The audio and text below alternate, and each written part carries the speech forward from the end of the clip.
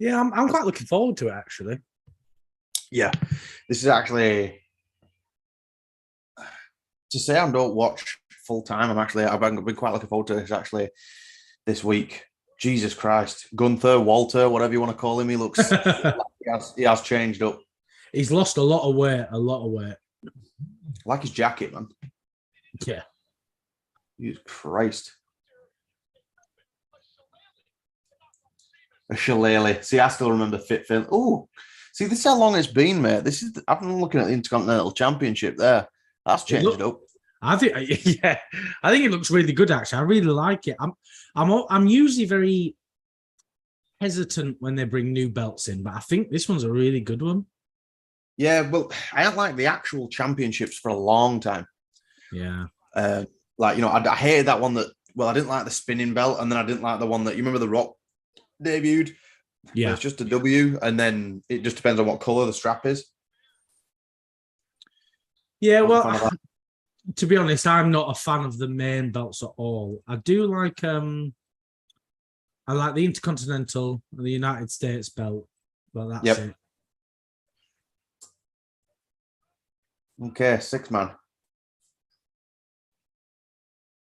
What I'm glad they've just done it as like, a tornado tag and not a 6-man tag, because they often, whenever they do these big tag matches, they're always like, they've got to come up with something stupid to get one of them out, and you think, well, just have it as is. It's fine. Have a tornado. You don't have to come up with something silly all the time. You can just do that. Just do a tornado tag if that's what you want to do. So, look at Sheamus already. This match has been going for about 90 seconds, and is that pale that he's already got red marks all over his chest? Well, he had a fight last night with Walter on SmackDown, didn't he? And he just banged the hell out of his chest. Oh, that'll probably be what it is then, yeah. Yeah. Because Walter, he looks in shape compared to I'm not saying he was out of shape before, but goddamn, he has changed. I mean, he was out of shape, wasn't he? Really, he was a chubby bloke. He wasn't slim, and he's really leaned down. Because there was an interview, people were like, "Oh, did you do it because Vince McMahon made you do it?" And he went, "No," I said, "I moved over here, and my girlfriend's really good with diets and stuff, and I've just been eating healthier." That's it. You're right, brilliant. I could do with a girlfriend like that, or I could do with a girlfriend, to be honest, Dwayne. Instead of just watching wrestling or UFC. Like I've said that as I'm stuffing a crisp in my mouth. Yeah, I know. Well, it's that old thing, though, isn't it? You're just taking up healthy eating. Yeah, I know. We all know what to do. You've got to do it. It's like whenever people, you get them videos of wrestlers when they're in the worst shape of their life, and there's Triple H who's, he's got muscles in places I don't have places. Yeah. And then because he gained a little bit of a belly in 2007 or something, people are he's in the worst shape of his life. You're like, the worst shape of his life is me at the peak of my physical fitness that I'd never get to. It's like Eddie Hearn, isn't it? I know it's boxing, but he was saying, oh, I see these heavyweights go up and they're all ripped and, and the way in, I think, I'm heavier than them. Yeah. But they're in peak physical condition, aren't they? Like me, obviously, Oh, well, that's it. Yeah, the cross of the arms just to make the arms look bigger there, Dwayne. I see what you're doing. That's it. Is it to show my arms off or cover my belly? It's one or the other. Why not have the best of both? That's what I do. Well, I think this is fun straight away. Extreme Rules, they're just smashing the heck out of each other straight off the get-go. Yeah, what the hell is that? Is that a minibar? Yeah, so I think the gimmick is it's an Irish pub match, isn't it? I think that's the gimmick. Okay. Oh. Look at his chest. Look at Sheamus's chest, just red raw. Like a smacked ass. What happened to I didn't see, the corner of the barrier, that's broken down. What's his name? It's called Butch now, just got slammed through it. Pete Dunne. All right, yeah, he's now in the middle now, yeah. It's such a shame. Pete Dunne had such a cool gimmick. He's kind of getting it back again though. He's got his thing back on, his outfit. Yeah. Because he debuted on the main roster. and he had like jeans on and a vest. I hate when they do that. It's like, I like wrestlers to look like wrestlers, you know, like big sweaty men in little trunks. Yeah, I think that's what you're saying to me, to be honest, mate. You like them dressed in a leotard and nothing else. Yeah. Oh, I don't like this when they've got actual clothes on. Take them off.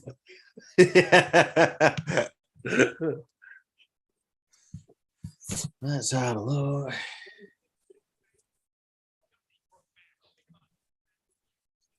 Sometimes, like, you know, these kind of matches, when they're done right, it looks well. Yeah. But you know, sometimes you've seen them before where there's too much going on. Yeah, you need organized chaos, don't you, if that makes sense? Yeah.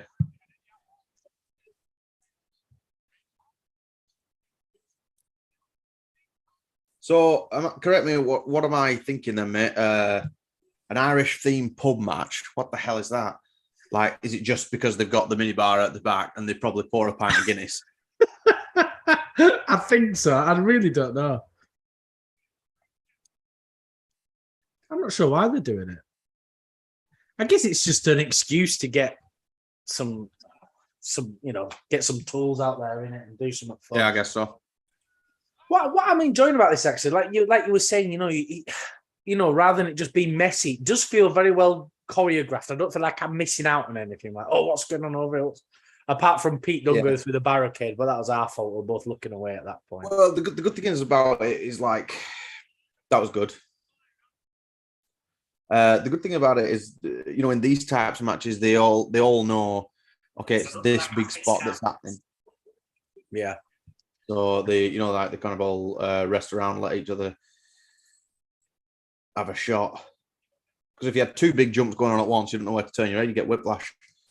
Yeah, definitely. It feels like the camera work's going really well, actually. It's very well organised. But it'll be Kevin Dunn, though, won't it? I hope we don't get any of this. And they're shaking cameras. Ooh. Oh, don't, mate. I can't take that. I think I can do it with this, man. Let's see if it does it. No, it's not doing it. I'm just looking like an idiot. Like I'm sat there like Kevin and Perry. Like, excuse me, Miss Patterson, can I have a jam sandwich, please? So the struggling thing is, they've been doing that for years. It's not like a new thing, but the camera work it winds me up so much that it really does put me off watching. Like, the thing is, I'm not against them doing like, you know, a big slam, like boom, let's bang it down, let's do that. I don't think that's a problem, but you've got to do it at big moments, not just whenever. You know, you can't do it all the time. Matt said, "Get him with the Irish barrel keg." You'll have Fit Finlay turn up in a sec. Hornswoggle comes out. Pint of Guinness. If Hornswoggle comes out, I think that would be a better return than Bray Wyatt. I would love that. What are you talking about, dude? Or maybe not. That'll be the White Rabbit. Oh, what if it is? The White Rabbit is Sheamus right now. He's been in the business, like 12 years? I still can't get over how pale he is. He's super white, isn't he? And no way would an Irishman knock a bar over like that. It's not going to happen, is it? Yeah. Well, I'm glad he got rid of that stupid haircut. Do you remember he looked like that Kellogg's chicken? Yeah. These two had a really good fight on SmackDown last night. It was really, really good.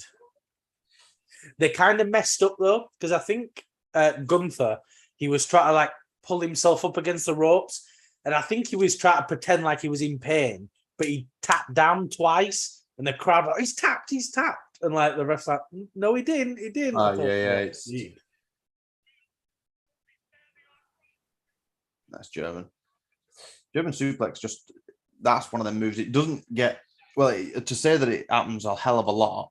I don't think it hasn't quite been ruined as much as like a super kick. Yeah, because it feels quite still a slam. Yeah, definitely. It feels important, doesn't it? Not huge, but it's. You see, you probably didn't see it actually, but Chad Gable last weekend, German suplexed Braun Strowman. Little tiny Chad Gable just picked him up, went bang. I was, oh my god. Well, sometimes, you know, like whenever there's a massive Matt says that's the ref Chael deserved against Anderson. Yeah, the one with the tap. You know, the one who didn't see the tap. He didn't tap. That'd be perfect. Chael would be a champion then. I actually rewatched Chael versus Silver 2 today. I actually rewatched the free fight on YouTube. Oh, it's heartbreaking when he misses that spinning back fist. Oh no, literally, I was like, "Oh, Chael, get up." Well, the weird thing is, like, I watched that and the John Jones fight with Chael as well, and there's some like weird trick photography because there's John Jones like at the end raising his hand and stuff. But I've got a theory that the referee had just seen what was going on and thought Chael's about to really do some serious damage to John Jones here, so I'm going to stop this match now in order to save John's life. So I agree. It's better to give Chael. Well, it didn't even officially go on his record, is it? But it's better to cut it shorter than to see a live murder. So yeah, 100%. That's the only reason Chael's ever finished a match is because he's about to kill his opponent. That is definitely. Yeah, I think so. It's there's no other explanation, is there? Because he never lost a round. Broke it. Yeah, nice. No, here we go. Springboard. Oh, that was good. You're slightly ahead of me. I'm like, oh. Tell you what. Pause 1 second. Yeah, that'll be perfect. It'll be right together. Okay, so he just Irish whipped him into the corner. Well, Gunther and Sheamus have been having a really good feud because Sheamus has been wanting to get the Intercontinental belt because he's never had it. And if he gets that, it'll be a Grand Slam. So he's really desperate to get it. Oh, sweet. Ooh. Matt said he's got a piece of the mat that broke John Jones' toe. Oh, really? Did you get it as like a souvenir mat? As like, you know, one of the memorabilia things. I wanted one of those. I want one from like 205 or something like that, you know. I wonder why. Is that for the undercard, Dwayne? Yeah, just for the undercard, yeah. Yeah, that was it, yeah. If Zhang wins at 281, I really want to get that. See, you see this, what Gunther's doing now when he keeps slapping on the floor? He did that twice, and I think the crowd thought he was tapping out, and I was like, oh, man. Looks so uncomfortable, that. It's a submission move, and I'm like, oh, it looks uncomfortable, that. Oh, that big hit to the back looks very painful. I wish they wouldn't do that. Yeah. There you go, look, jumbo memorabilia card. It's kind of neat. Oh, that's cool. Oh, so what? He'll have like an autograph and like a thing in. Oh, that's probably cool. Like a certificate of authenticity and that. I've got it for, you know, family members and stuff. A little bit different though. I got it for actually nearly snapped. Yeah. And he looked at it. Did you see that guy's face? He didn't even. Whoops. I was watching. I got that certificate of authenticity. A little bit different though from my cousin for like Greece, so it was just like a little film reel and stuff. But that's still cool though. Mm. I do want one of those, you know, bits of mat in like a glass cube thing. I do want one of those. I think they look quite cool. Yeah, it's got to be from a decent event and stuff, isn't it? But there's a bit of thought. Yeah, and that's the issue. If it's a decent event, they all go quite quick, don't they? That's why I thought if Zhang wins, I might get it. WWE needs to recruit Cheeseburger. What's Cheeseburger? Recruit a cheeseburger? Yeah, that's what Matt's just said in the comments. I don't know what that means. I wonder if that's a typo. Look at these chops on each other. I love where the chop still hasn't gone out of fashion. It still feels big, doesn't it? You know? Yeah. I think it's because you know it's real. Like, you can't fake a chop, can you? You're really hitting someone hard in the chest to do that. I used to love it when Big Show would do the shh and then just smash them on, especially when it's like a tiny little Rey Mysterio or something. Isn't there just something fun about watching, you know, the giants of Brock Lesnar? Yeah, that was cool. That Brock Lesnar and Big Show just murder just the tiny little lightweights. This is ace, right? Honestly, this is a really good match. I'm really enjoying this. You see Gunther looking around then. He did the Rock used to do that. Yeah. As soon as they come to get me. Yeah. Cheeseburger from Ring of Honor. He's hilarious. Oh, Matt knows more about it than us. I don't really watch Ring of Honor. I know EW bought it though, didn't they? I used to when I was younger, like, if I was just channel flicking when I was a kid and there'd be Ring of Honor on during the day, but it always looked like it wasn't live, like they were just showing an old one. Yeah. I think that's just the quality of the cameras, isn't it? But this was what? Like a hell of a long time ago. Yeah, Matt said it's crazy the amount of punishment these big guys take through their careers. And some of them do, honestly, really, really go through some stuff, don't they, It's crazy. Oh, moonsault. This is good. I'm really enjoying this, actually. Because I kind of went into this card quite hesitant. I wasn't even really going to watch it live. I thought I might flip through it tomorrow, but yeah, it's a really good opener.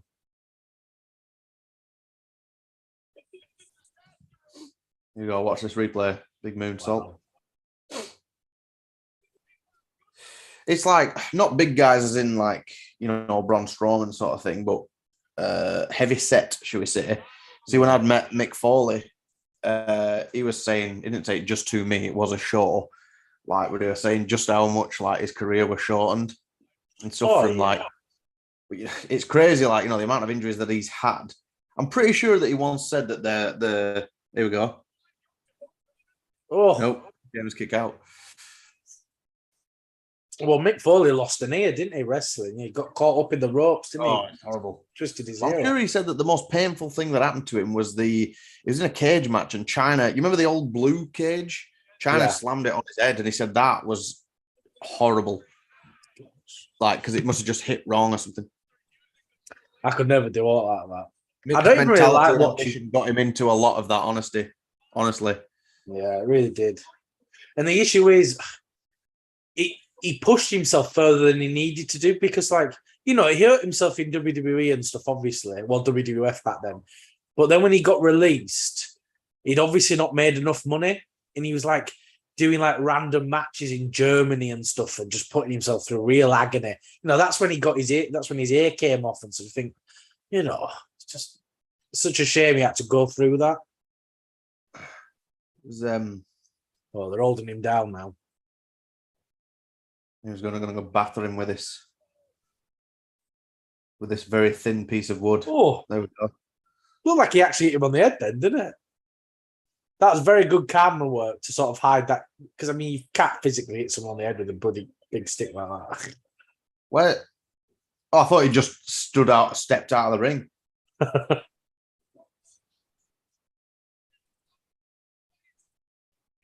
I wish there was like similar to UFC or any sort of MMA where there was a match card to tell you what's coming next. Yeah. Oh, here we go. This will be good. Through table.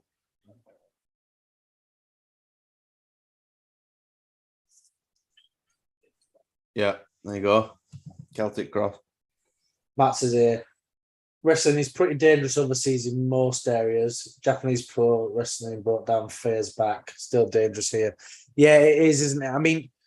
Japanese wrestling's crazy sometimes. Some of the stuff they've done. Like I was watching an old Japanese match and there was like barbed wire all instead of ropes. And there was like explosions going off and everything. I've seen that kind of stuff. It's like, like the early days of ECW. I actually don't like it. No. Because this is going to be the end, I think. Now they've got like one of his little cronies. He's going to take the pin, definitely. Yeah, that's it. 1, 2, 3. Yeah. Yep, done. Knew that was going to happen, yeah. It just made sense, didn't it? Gunter's not going to take the loss. You get his little crony to do it. Yeah. But yeah, I was watching, who was saying it? I was watching some interview and he was saying, there's these guys who are hurting themselves, for 15 people in a hall somewhere. You think, why are you doing that? What a waste of your life. You think, well, you look at like, you must have seen if you haven't seen it, I'd recommend it, like the New Jack documentary and stuff. Yeah, I watched that. Yeah, it was really And there's good. things in there where you're like, people are getting absolutely battered by him, and for real as well. That mass transit, that poor kid. Yeah, well, was that not at ECW? Because I think it was right. Well. It was ECW, wasn't it? I'm not sure. There was the older guy there as well. That his gimmick was like supposed to be that is impervious to pain. But New Jack just went out and absolutely battered him like in front of everyone, and they stabbed people and shit. And you're like, there's about 30 people in crowd. Like, are you really gonna do that? Like, don't.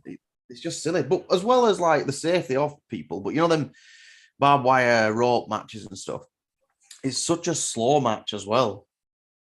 So it's like from a fan's perspective, like, you know, the safety and like the well-being of them is first and foremost. But after that, to watch it as well, it's just an extremely slow match. You know, you're not going to get. It's got to be worth it, hasn't it? Like, and even then, you know, like say Mick Foley going through that Hell in a Cell. That is probably one of the most famous moments ever in all of wrestling, isn't it? Yeah. You know, you don't even have to be a wrestling fan, and people have seen that. And, you know, not that it's worth it. Like, I don't want anyone getting hurt, but you think, okay, it's a huge moment. I get that. Just going to nip to the loo right 1 sec. Yeah, you're all right. It's just an advert now of Bianca Belair just being a kid. Now she's holding a belt. That's pretty much it. I think it's interesting when I'm not an actual regular watcher of the product anymore to come back. So I'm never claiming to, know the entire roster or anything, but to see how much it's changed or as it's currently changing under Triple H's rule as well. Matt, it's insane to me that things like that happen at times outside the US still when there's a really nice prop wire today. Yeah, that's true. I mean, yeah, it's entertainment and you know that there are some tough people involved in it, but you don't need to, put your body through that much hell continuously. Yeah, definitely. Well, that's what I was going to ask you. You know, like that match we've just watched now, because you're not a regular watcher. So I assume the only person you knew there, right, was what? Sheamus and maybe Sheamus and Walter. Yeah. So, like, because you didn't know anyone, did you still enjoy it though? Because I think that's a big part of wrestling, isn't it? With a story like, oh, I care about this character. I want that character to win. Whereas if you don't necessarily know the characters, are you invested? Very story driven, isn't it? Wrestling. It always has been as well. That's why it's got to have stupid gimmicks every now and again. Yeah. But like you can still watch it probably because I was a massive fan when I was younger. You can still watch it to enjoy, like, oh, that was a nice spot or whatever. But say someone who's never watched wrestling in their life, they can't seem to get past the moonsault that just happened. Then you're like, oh, look, everyone's just there waiting to catch him.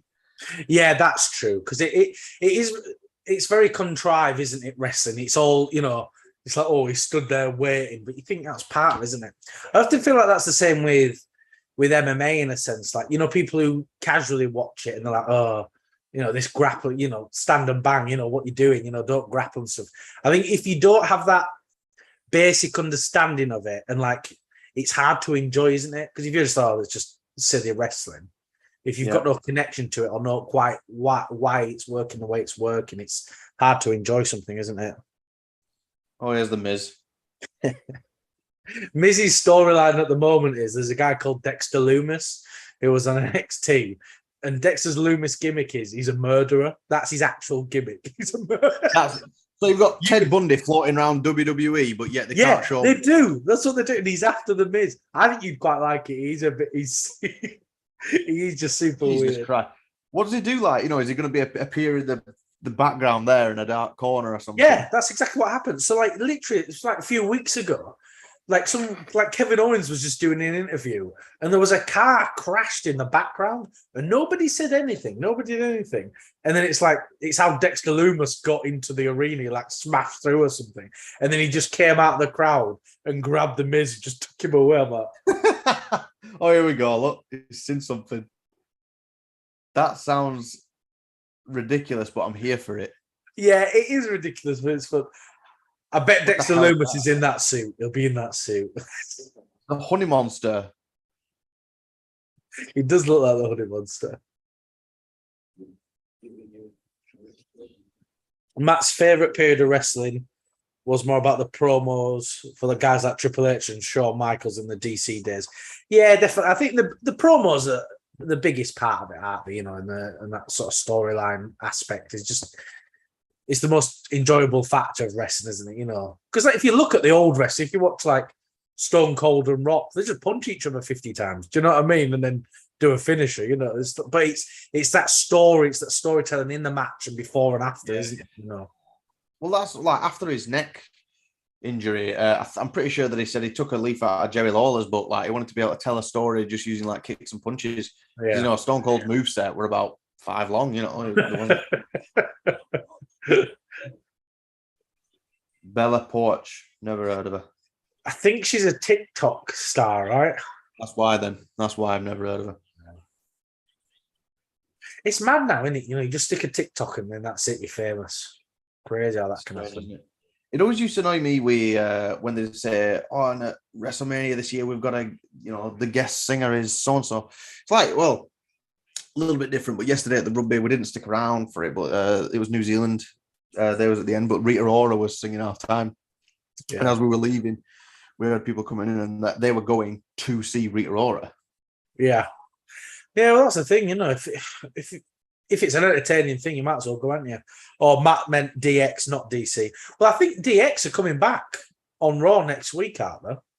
Oh, so they've had about 20 reunions, haven't they? Yeah, they always come back, don't they? Yeah, I'll tell you what was kind of weird for me. It was in the days of when Lesnar and Triple H were going to have a rivalry, and leading up to WrestleMania, there was some sort of reunion or Raw's anniversary or something leading up to that, and he comes out like having a laugh with DX and all these like stupid games and stuff, and then an hour later he's in the ring and Lesnar comes out and he just switches serious mode on. You're like, is this the same guy? Is this What do you think about the rumors of DC and Lesnar fighting? Well, it'd be like the Cain Velasquez thing, won't it? You know, we had the potential. Well, obviously, Cain and Brock actually fought in UFC, but because it's been built up, they play on that storyline 100%. And I mean, Brock Lesnar, like DC's first wrestling match against Lesnar, he could do it because I mean that was Kane's first one. But I just don't like the idea of like at least Ronda, she stuck around. I know she had a big break, but she stuck around and did weekly shows and stuff, but I didn't like the idea of like Kane coming in. He has one match and he's meant to be this invincible, bloody guy, So I wonder how they do it. I don't know. Well, what I think is going to happen is, I think DC will do something tonight. Well, obviously he'll do something. He'll do something to annoy Seth Rollins, and Seth Rollins will lose to Matt Riddle, and he'll blame DC for that. And then DC and Rollins, I'll have a fight at Crown Jewel. So DC can probably a win there, and then maybe like Mania. That was nice. That I didn't actually see that. Look at that, Matt. It's wild that TikTok people I don't know about at all are more famous than Jennifer Lopez and Brock Lesnar combined. It is crazy, isn't it? It's literally mental.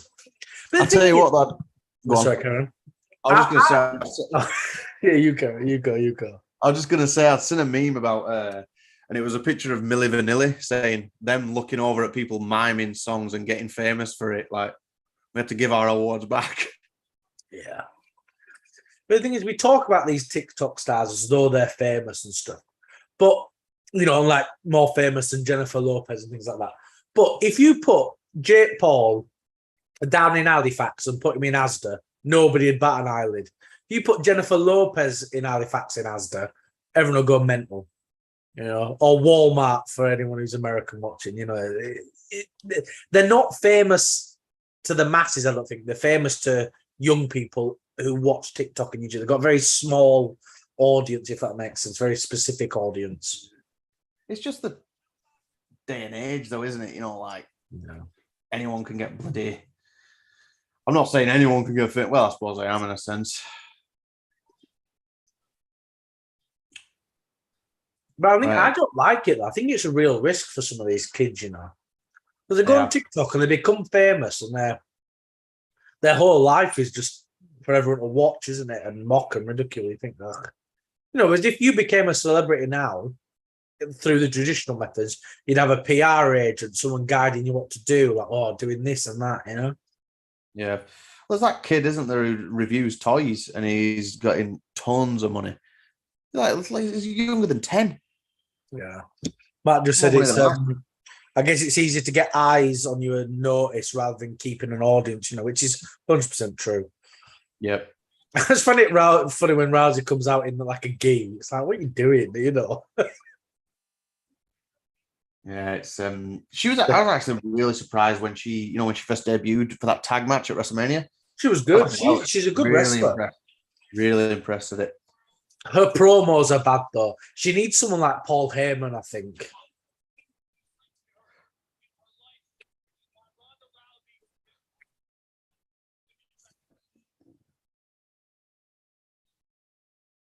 She's getting good, like, working the crowd and that, because she used to just come out and just, do a job and then leave again. Well, a lot of Halloween people are angry at her. DX have had more comebacks than Michael Myers. Well, ends this Halloween, Matt. This is the last one, apparently. Well, so it was meant to be an H2O 20 years ago when he actually killed her. And then they just did a separate storyline.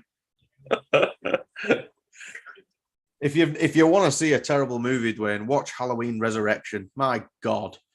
I think I've only seen the first one. It's the only one I've ever seen. That's great. The original two are like great. Liv Morgan. I thought she was on a Segway then. My eyes were playing tricks because the light's going down. I feel a bit sorry for Liv Morgan because she won the belt through Money in the Bank. And then she's just she's not been a legitimate champion. She's always nearly lost to people. She's got a roll up or something like that, Right, okay. Which is okay. I don't think, but she's not a heel though. That's the issue. You can only do that if you're the bad guy, Like the Miz could do a title run and win like that, and nobody would bat an eyelid. But if you're the face, you can't be winning like that. You got to win legitimately. Well, yeah, they don't usually. There's certain things that they've kept a theme of over the years. Like typically, there's probably a couple of exceptions. A face isn't a high flyer. Yeah. You see that guy in the crowd then, he's just like bowing down to Liv Morgan. I mean, I'd do the same, but it's not the point. Yeah. It just reeks of neck beard. And yeah. I'm all right. I've just got the chin strap, so I'm not so bad. Like with the Trilby hat, lady. Matt's just said, Ronda's acting leads me to believe her mic work would need polishing. Yeah, it definitely does need polishing. I think she needs a mouthpiece. Give her someone like Paul Heyman. I think that'd be perfect for her, Someone who could do all the talking for her, send her out, let her maul someone, and off she goes, Yeah.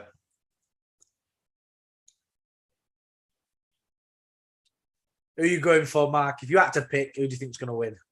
Ronda. But I don't think so. Just as in, if I was going to pick someone who I wanted to win, I'd say Ronda. But I think, not that I keep up with the product, but just in the sense of how it's going, Liv's going to win. I'm the exact opposite as you. I want Liv to win, but I think Ronda's going to win. Right, okay. We'd have to figure out some sort of, forfeit or something at some stage. Probably more for the fights. Yeah, there might be fun to do for maybe because we're near the end of the year now. We could do that next year. Start every month. Someone's the Northern Lights winner or whatever. We could do our predictions that way. Oh, she's going to win already. No, she is not the winner. I can promise you that right now. She could do. Very doubtful. Yeah, go on, pull her hair. Sounds a bit inappropriate when I'm saying it like that. Mark, you seem a lot more fixated on this match than you did the other one. That's a bit strange. Yeah. Got a baseball bat. She's going to swing. Oh, no. I thought she was going to swing and then duck down like they always do. I was going to say, what's she hitting it with a baseball bat? I thought it is Extreme Rules. Makes sense. Yeah. No. Well, it's like you watching MMA when you're like, I don't like it when they get hit in the head and they get knocked out. I do. I hate it. Yeah, literally. I'm like, oh, God, no. Look away. Yeah, no. Well, there was no need to punch Ben Askren in the face twice when he was already knocked out. Yeah. Super necessary to win. It's unnecessary. Super necessary. Ankle lock. Do you remember Kurt Angle's I'm just a sexy Kurt? Yeah, I love that so much. I hope Kurt comes Angle back. was the best. Like, well, not the. He should be in the conversation of one of the best a lot more often than what he is, because I know his run was quite short overall. I'm talking WWE terms, not when he was in that TNA. Yeah, but he could do the mic. He could actually wrestle. He was a great heel. It was funny. Everything. he could do everything, couldn't he? He really is one of the greatest of all time for wrestlers, you know, and actual wrestling as well, you know. Yeah, I always find it weird that if your profession is wrestling, you're an Olympic wrestler. You're called an amateur wrestler. But if you're in WWE, you're a professional. You think? Yeah, no, that doesn't seem fair. It's strange, isn't it? You know, like you can batter people that your weight, lift them over your head and slam them down and make them tap. But you know, if you get choke slammed by a guy 3 times your size, you're a professional. Got the fire extinguisher out. She kind of messed it up there, didn't it? You got a bit stuck. That kind of thing happens. Do you remember Kevin Owens and Roman Reigns, the last man standing?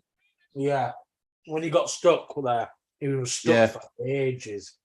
She landed on her head, on her face. Because it was a last man standing match, wasn't it? Yeah. The ref counted and he was getting near to 10. And someone obviously off camera went, stop, stop, stop. Yeah.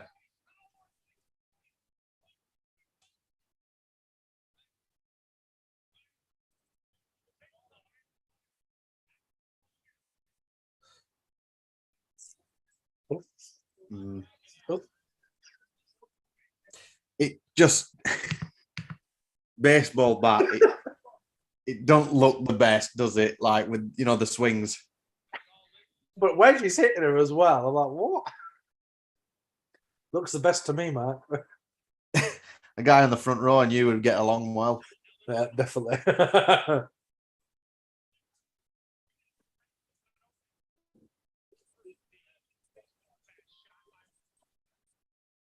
They're doing really quite well, aren't they, with these? You know, where they're panning the camera over to make it look like these shots are actually hitting. Because before, if they'd hit them with a baseball bat, they'd do it with their hand. They'd cover it over with their hand. But there, she actually hit her. It must be like hollowed out or something, mustn't it?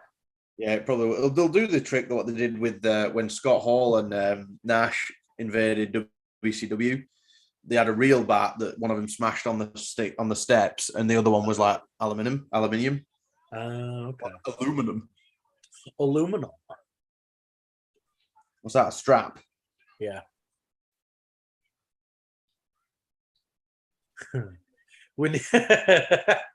Matt said we need an official Northern Lights Hell in a Cell match against Southern Darkness. What the hell's a Southern Darkness? It's the opposite to Northern Light, isn't it? All right, yeah. I need another coffee. Yeah. Yeah, it's only a few, Mark. It's only lunchtime. Yeah, I know. When you said that, I not had a coffee. I thought, I thought the Milo isn't cutting it. Yeah. But I was like, what the hell are you talking? I thought it was a move or something. Yeah. Or I thought Southern Darkness was like, yeah, like you say, like another not a rival, but just another YouTube channel, you know. I was like, oh right, okay. Moments passed.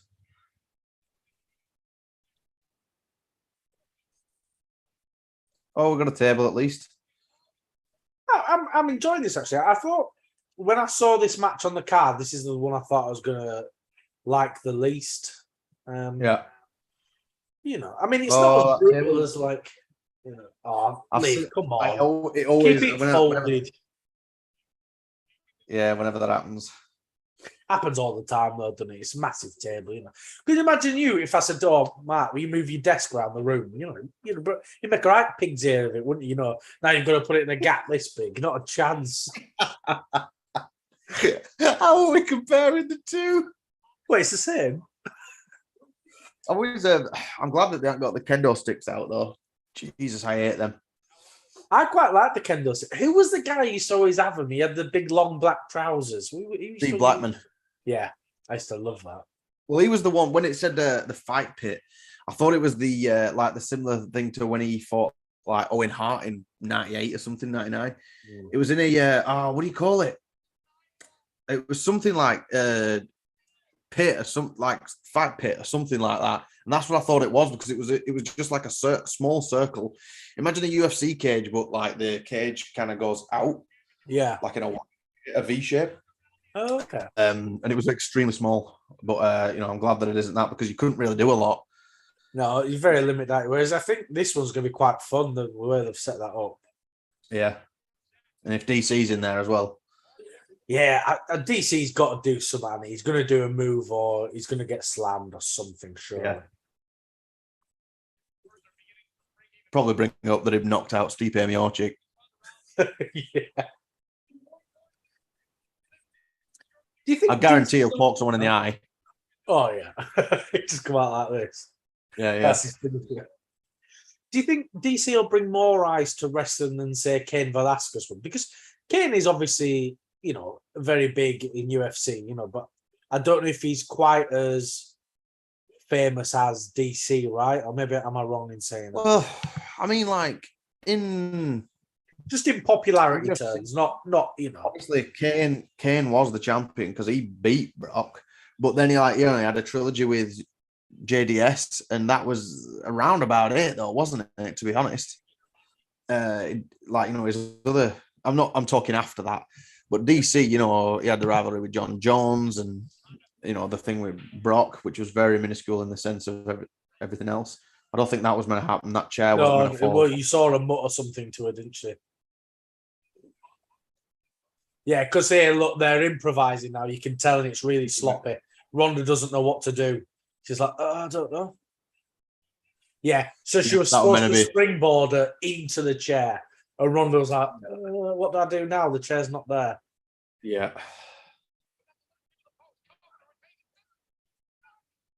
Yeah. I mean, I must admit, though, we've done it before, Dwayne, when we were working together at college, like for stage shows and stuff like that. If something does go wrong, you've just got to kind of go through it, And Ronda doesn't have that experience yet to fix that kind of thing. Whereas if if that happened to Triple H or whatever, they say, right, just smash my head on this instead, or just kick me in the, low blow me or something, do something. Whereas Ronda just looked really confused, and she's like,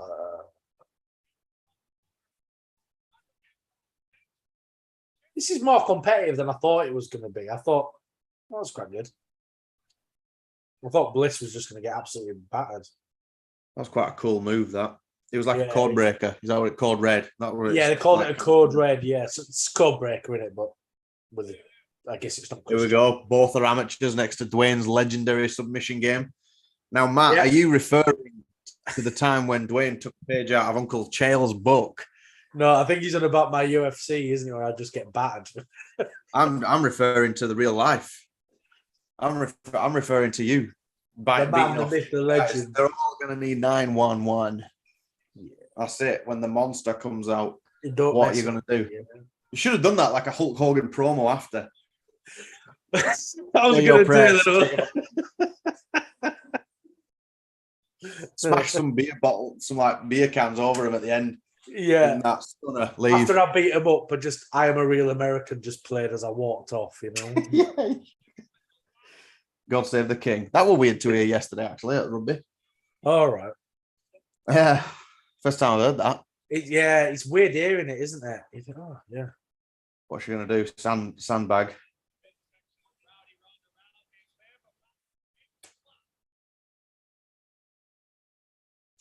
See, the table's like something that's been used for years and years, but it's still entertaining, isn't it? Oh, yeah. She's going to move. Yeah, you can see she's looking into it. Oh, no, she took the bump as well. Maybe not. Oh, my God. I didn't expect Ronda to take that big bump.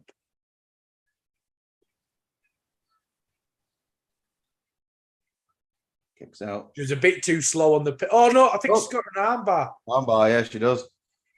The cameraman panned away then and he panicked. Quick, go back. I thought, oh, no, this is going to be the end.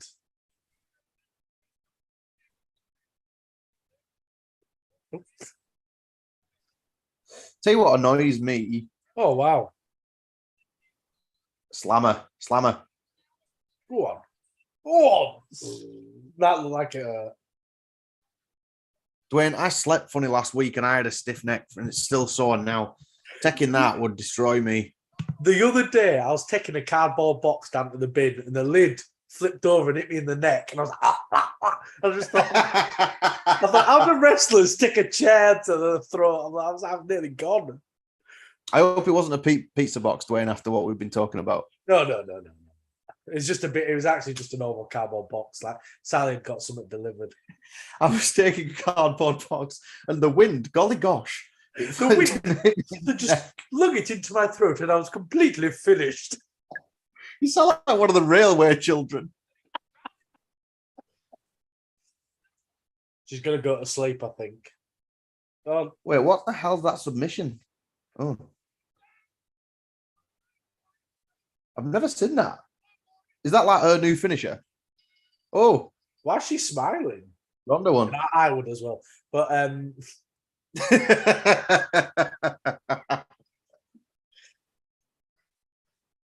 was good. I enjoyed that actually. I thought this was going to be the fight I'd hate the most, but actually, really good. I feel like you can watch. I like that they've given Ronda the sort of submission and you will tap out gimmicks sort of thing. It's like really made sense. Like you can see that she got submit all over her gear and all that kind of stuff, and she does it before, with the armbar and that. Yeah, so it's kind of cool. Makes sense, doesn't it? Because it's what she did in the UFC. When she was, she was a grappler, so make her a grappler here. It really works. It's like one thing that did it. Oh, she's a heel. She's a bad heel, isn't she? She's a baddie. She's a big baddie. But it's like when she first came into the UFC at the WWE, and she got thrown into the ring post, and it's when they have them stupid plastic shields around them. I hate them. Oh, they don't have them anymore. Look. Yeah. But anyway, it's like Mark's going, I'm like in wrestling again. It's like taking you over. You're like, I don't like. Yeah, I know. I'm like, what the hell's happening here? What the hell's happening here? But it's like the commentator was like, I bet you haven't felt pain like that in the UFC, Ronda. You're like, leave it off, mate. I know you've got to make it sound good, but come on. It's getting smashed in the face by Nunes. Oh, she's never felt pain like this in UFC. Come on, mate. Yeah. Holly Holm made it so she could eat an apple through a bloody tennis racket, but that plastic ring post. God. Poor Ronda. I feel like her legacy's really been ruined now, isn't it? But when you look at who she lost to, Amanda Nunes is probably the best female fighter ever, right? And Holly Holm, champion boxer, done well in the UFC afterwards. They're not too bad people to lose to, really. It's not like you're terrible. Well, I think what happened, what it were for me is like it wasn't that she lost; it was just how she handled the losses. Holly Holm beat her, then she had a long layoff, and then Nunes beat her. And all right, that's it then, is it? You just retired then? Yeah. And which is fair enough as well at the same time. I guess if you think, right, I'm not good enough. I can't do it. Because I wonder how would Ronda fare now, against the women's roster at the moment. I think she'd do pretty well against some of them. She might come in and just try and suplex them. Like, what are you doing? Just elbow to the head. Yeah. Rather than knock him out, she goes for the 3 count. It's like the if ever you were a kid and you got into a bit of a scuff sort of thing, you're like, tombstone him. All right, yeah, that'd be good. Yeah. Where's this? Oh, crown jewel. Oh, yeah, for Logan Paul and Roman Reigns. I actually really like that they're doing like the press conferences sort of thing. It gives it a more authentic vibe. Yeah. I actually really like the press conference stuff. It feels more fun, doesn't it? It gives you more to chew on, doesn't it? It feels more realistic in a sense, I guess. Yeah. It's just, I tell you what, they can't have Logan Paul win that though. Well, what I think is going to happen is cash in. Yeah. So, Austin Theory will cash in and pin Logan and get one of the belts off Roman. Because the problem is, if the rumors are true, Roman Reigns is going to fight The Rock at WrestleMania. So if that's true, who does the Royal Rumble winner fight? If Roman's got both belts still, Yeah. Do you know what I mean? So we need to get a belt off. I'm running WWE.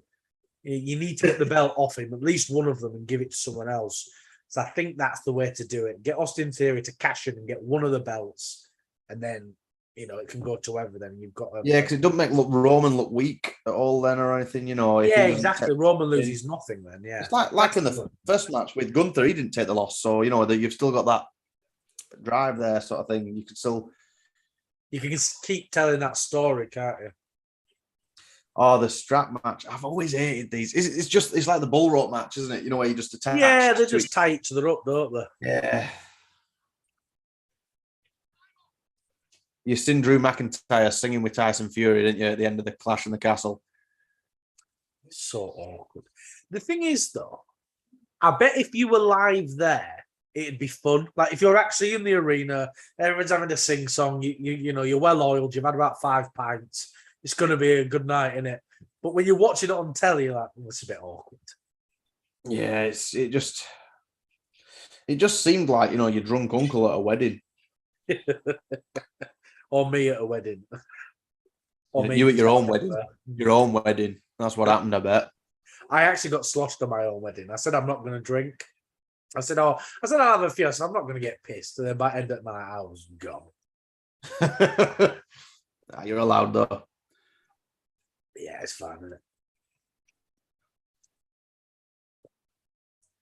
Yeah, I'm just trying to catch up with the storyline. This is the thing, you don't need to watch Raw like you were saying. Just watch this. You don't need to, honestly. What I do now, I barely actually watch Raw and SmackDown. But what I do, I watch Cultaholic or Wrestle Talk, and they'll do a quick 3-5 minute video of what's happened this week, and that's it, you're caught up. And I watch the clips on YouTube as well, because whatever WWE want to show me, they'll stick it on their YouTube anyway. So I'm like, I'll just watch that. Tell you what, well, that's the social media age, though, isn't it? Because it's you can find out what happened through other sources. Like Attitude or Ruthless Aggression era sort of thing. You're watching. You've got to watch the full product, and there wasn't as much internet rumors and stuff as easy as accessible as what it is now. Imagine, right, if you didn't have any social media, you don't check it, you don't hear anything through the grapevine, and you've seen all these White Rabbit promos and stuff. You're like, well, I've got to watch it then. Yeah, definitely. Well, this White Rabbit stuff's actually been quite interesting. So on last night's SmackDown, I know you didn't watch it. Triple H came out for the first time, and he had a QR code on his microphone. So the little square, and a little QR code on, and someone scanned it, and it took you to a video of 3 little pigs, and it was playing Bray Wyatt's theme song and saying "Let me in, let me in," and then it panned over to that Huskus, the pig that is Bray Wyatt's pig, his little thing. So it has to be Bray Wyatt. If it is not, there is a real problem. I bet it's going to be what do you call him? His brother, Bo Leave. Yeah, Bo Dallas. I'd like that actually. I wouldn't mind that. What if it's his brother all along? If he comes out in the theme suit and takes his mask off and it's Bo Dallas, he just goes, Bo Leave. Right. But I think one thing that I did love, one I thought was so funny. Do you remember when he had his undefeated streak? Yeah. He fought that, is it El Torito, the bull thing? Yeah. Do you remember that? And he was on the outside after he'd lost, and Bo Dallas was doing his victory lap, running around with his hands up. And he was stood here, and he just barged into him and knocked him on his ass. And he didn't even acknowledge it. He just carried on running around like this. I'll tell you what, though. Go on. Sorry, carry on. Well, it's they've got Bray Wyatt, and they had the Wyatt family, and his real life brother also on the program. I think, why don't you put these two together, right? Drew McIntyre, I was watching massive, 28 or something, WrestleMania 28, 29, one of them last week, and Drew McIntyre's on it. He's on one of them, their awful Raw versus SmackDown matches where they're all the kind of jobbers. Yeah. McIntyre is tiny. You barely recognize him. He's fresh faced, no beard, no nothing. You barely recognize him. Honestly, it's like a different person. He looks completely different, doesn't he? He's really sort of filled into himself, and he's a lot bigger. And the beard really suits him. His chin was a bit too small before, wasn't it? Not that I care about his physical appearance, but it made him look a little bit younger, a bit too young. Whereas the beard kind of fills him out a bit. See, if I had a wish, Dwayne, I think first Big one win. would be to grow. Oh, sorry. Well, yeah, I guess, yeah. For it to I'm, touch the floor, but knowing my luck, my legs had come off. And even Drew then, Mark, it still might not touch the floor. Yeah, no, my ass is that big. I look like Drew McIntyre. What's your one you wish, Mark? Sorry, I didn't mean to interrupt you. No, it was to look like Drew McIntyre eventually. Oh, but, right. Hey, let's all laugh at the small dick boy. Sorry, Mark. Sorry. No, it's all right. Just reminds me of high school. Reminds me of every day of my life. That's what your wife says. Yeah. I wish you had 3 wishes, Dwayne. Me too. Tell you what, I'm going to nip to the toilet just before this starts. It was quite fun when Karrion Kross came back because, he'd had that really good run in NXT and then he came to the main roster and they just butchered his character. They completely gave him this really weird gimp character and he had a mask on and then Vince sacked him. He's like, it's such a shame that's happened because, he seems perfect for the main roster. He's a big, bulky guy, got a good gimmick, got a good move set. He works there. And then when Triple H took over, literally the week after, he came back. And, he came out, he had this really cool entrance. And it sort of showed that Triple H has sort of put WWE in a place where people feel comfortable to come back. It's made it more competitive in a sense. Like, these guys go to AEW and stuff. They think, oh, do I want to be in AEW or do I want to now go to WWE where I've got Triple H who can, actually give me a decent job, Yeah, Mark, I think your new favourite wrestler's here. Oh no, she just ducked down. What? Behind him, I think it's his wife in real life. I'm not sure. Oh, is it Nikita Lyons? No. Oh, that's your favourite wrestler, isn't it? Yeah, better than Stone Cold, better than Triple H, Undertaker, everyone. There's just something magical. Just something magical. Who are you going to pick for this one, Matt? If you had to pick Drew or Karrion Kross? Well, we've had a heel. I'm probably going to go Drew because it seems like the bits and bats that I've been watching lately, like they have a rivalry and Drew usually comes out on top. Yeah, Matt, do you watch the current product continuously or just every now and again? If he's still sticking around, I don't know if he's still here. He might have popped off. Mm-hmm. But for me, I'm actually going the opposite to you. I feel Karrion Kross hasn't long come back. And I think this is his first proper match, isn't it, at a pay-per-view since his return. And I don't think you can lose your first match at a pay-per-view when you return. Yeah, and I think Drew can afford the loss. Like, Drew can lose here, nobody will care. And he's a big heel. He's got his wife outside. You can do some heel shenanigans to get him the win. Yeah. This is getting weird now. Just put the bloody strap on. Oh, there you go. Look. Yeah. Heel shenanigans. And I know what I just said then. I know why you're smirking like a bloody child. Look, Matt, you want him to put the strap on, that's fine. Just ask. Give me an entertaining match, eh? The best I Quit match ever. Dear me. Yeah. I wonder what you're daring me in that, Mark. I knew that. So I said, oh, I think your new favourite wrestlers just come out. Reminds me of Blade. You remember the film Blade? Yeah. They're bringing a new one out, aren't they, Blade? They were great then. Yeah. Just Triple H was in one. Yeah, he was. Was it the third one he was in? Yeah, that one wasn't the greatest, but I mean, like the first two were so good.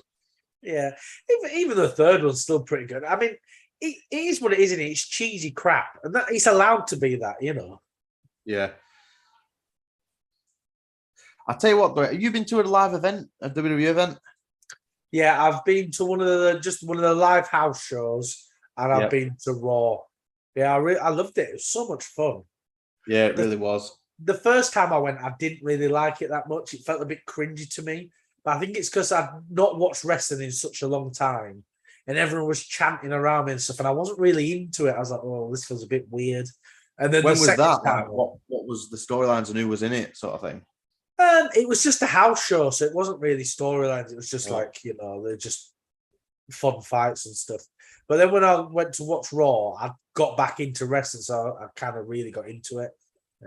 Did they It's do the just a thing good with the house atmosphere. show of the last time I went was 2015, I think, and the main event was Roman Reigns and Big Show, but it was in a Leeds City Street fight because we were in Leeds. And then, like, they were in Manchester the next night and it was in a Manchester City Street fight, and that kind of stuff. But everyone was shouting wanker at Big Show. And he just turned around and said, I'm a giant wanker. The house It shows was are on the quite second row. Yeah, So it was great. definitely. Because when I remember Roman Reigns main evented at the Raw I saw, and then what they do, they stop filming and they do like a dark match just to finish the night on. So if you go watch Raw, the telly will finish and then they'll just put a big full match on and then everyone leaves. Yep. And Roman dropped character. He wasn't Roman Reigns anymore. And he was really fun. He was like trying to wind the crowd up. And I thought, this guy's actually really good. He's just been buried under a gimmick that doesn't really suit him. Now he's this, now his character really works again. It's because people hated. Well, they loved him when he was in the Shield. yeah. And do you remember when Batista won the Royal Rumble? It was him and Roman that was the end, and then Batista won. And the next year, Roman won, and everyone hated it. But it was because when a push is coming, you can see a push coming a mile off, and you're like, oh, it's too staged. It's just too. That's all right. The match has begun. I just heard the bell. Then I was like, oh, it's short. He's won already. Yeah. Yeah. Because the strap's now attached, Mark. The strap's on. Strap's on. Wish it was.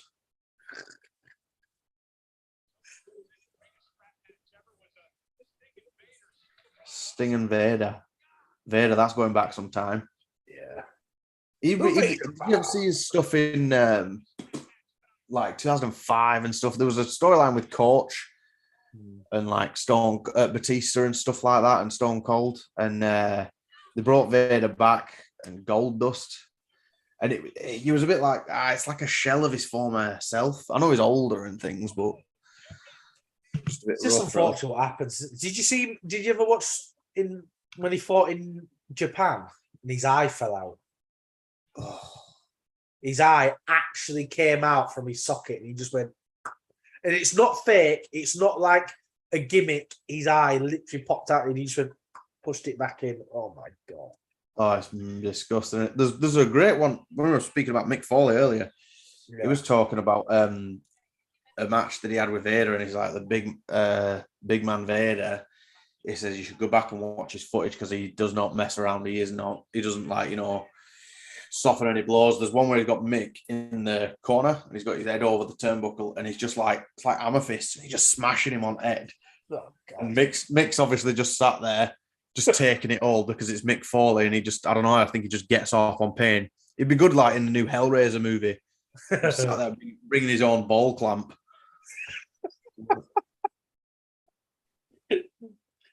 Well, we don't need to keep hearing about your dreams yet. Keep it to yourself. The beginning of this match, I had a new one, but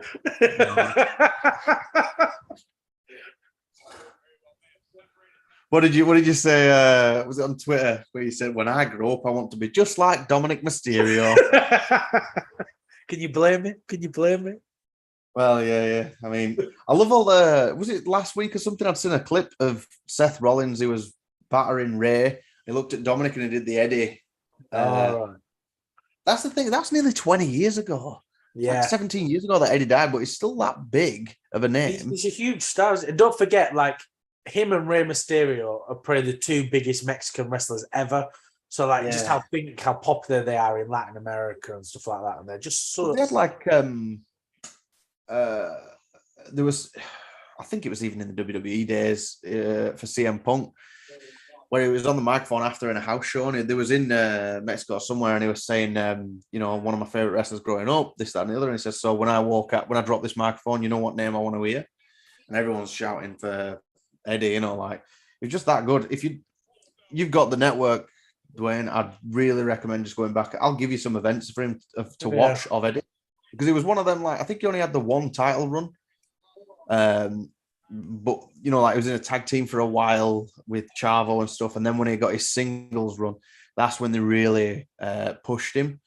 And then obviously he passed away like the year after or something. In 2005, he died. That was it. Well,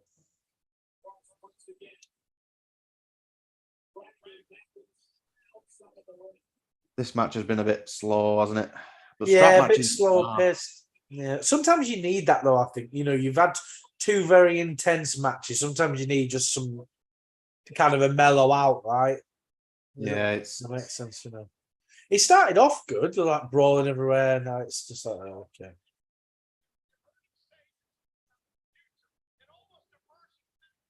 Karrion Kross is the one that you were speaking of, that Triple H rehired him because did they not let him go or something? And you're like, what a stupid move.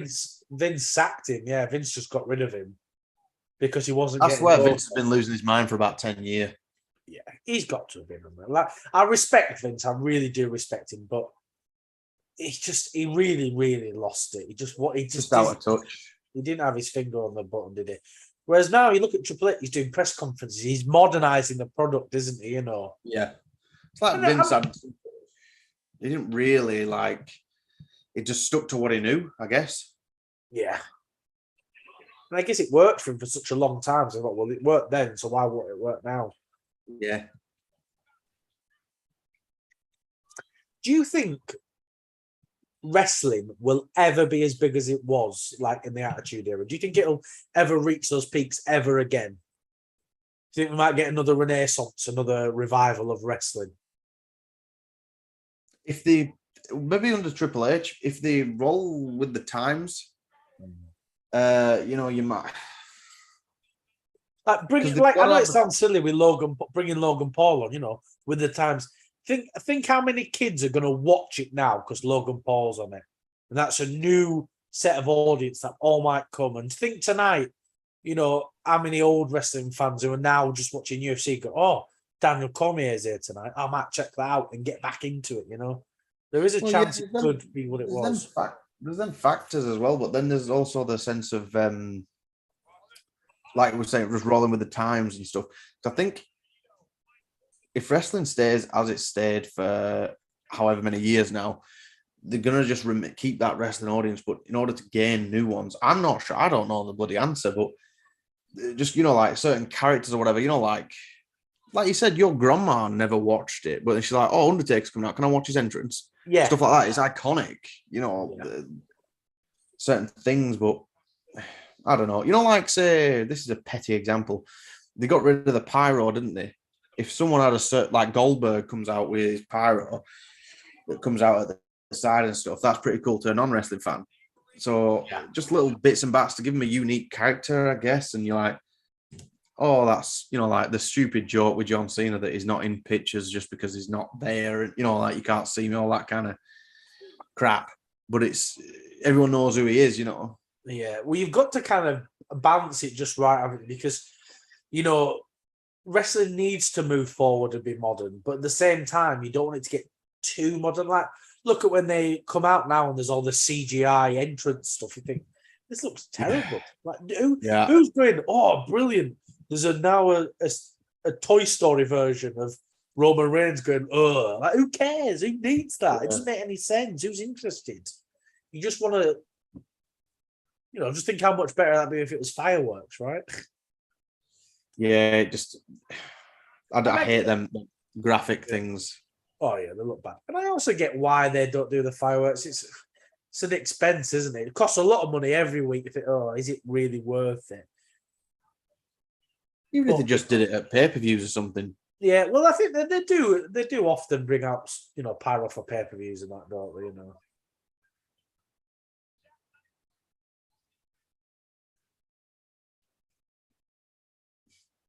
Oh, Mark, sometimes I feel I need to avert my gaze from the screen when Yeah, I feel like you do as well. You're all prim and proper, aren't you? Now you're part of the railway children.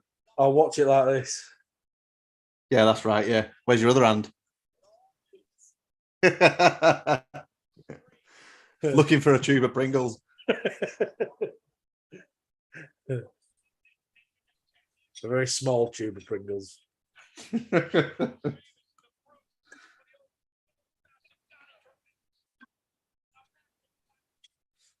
See, these always work. The exchanges, the punches, you know, for the crowd to get the boos and the cheers. So far, this has been the worst match, hasn't it? It's not been terrible or anything, but it's just not. It doesn't Just feel a like match, there's any, isn't it? Yeah, it doesn't feel like there's any stakes on the line, you know. And I guess with the first one there wasn't either, but it was just a really fun match. Wasn't it? I was like, "Oh, this is great," you know, it's just enjoyable. There's six people involved in that, though, wasn't there, as well? So yeah.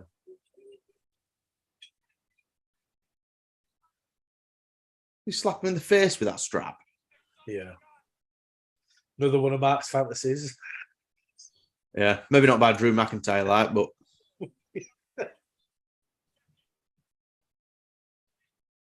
yeah, the crowd don't overly seem into this either, really.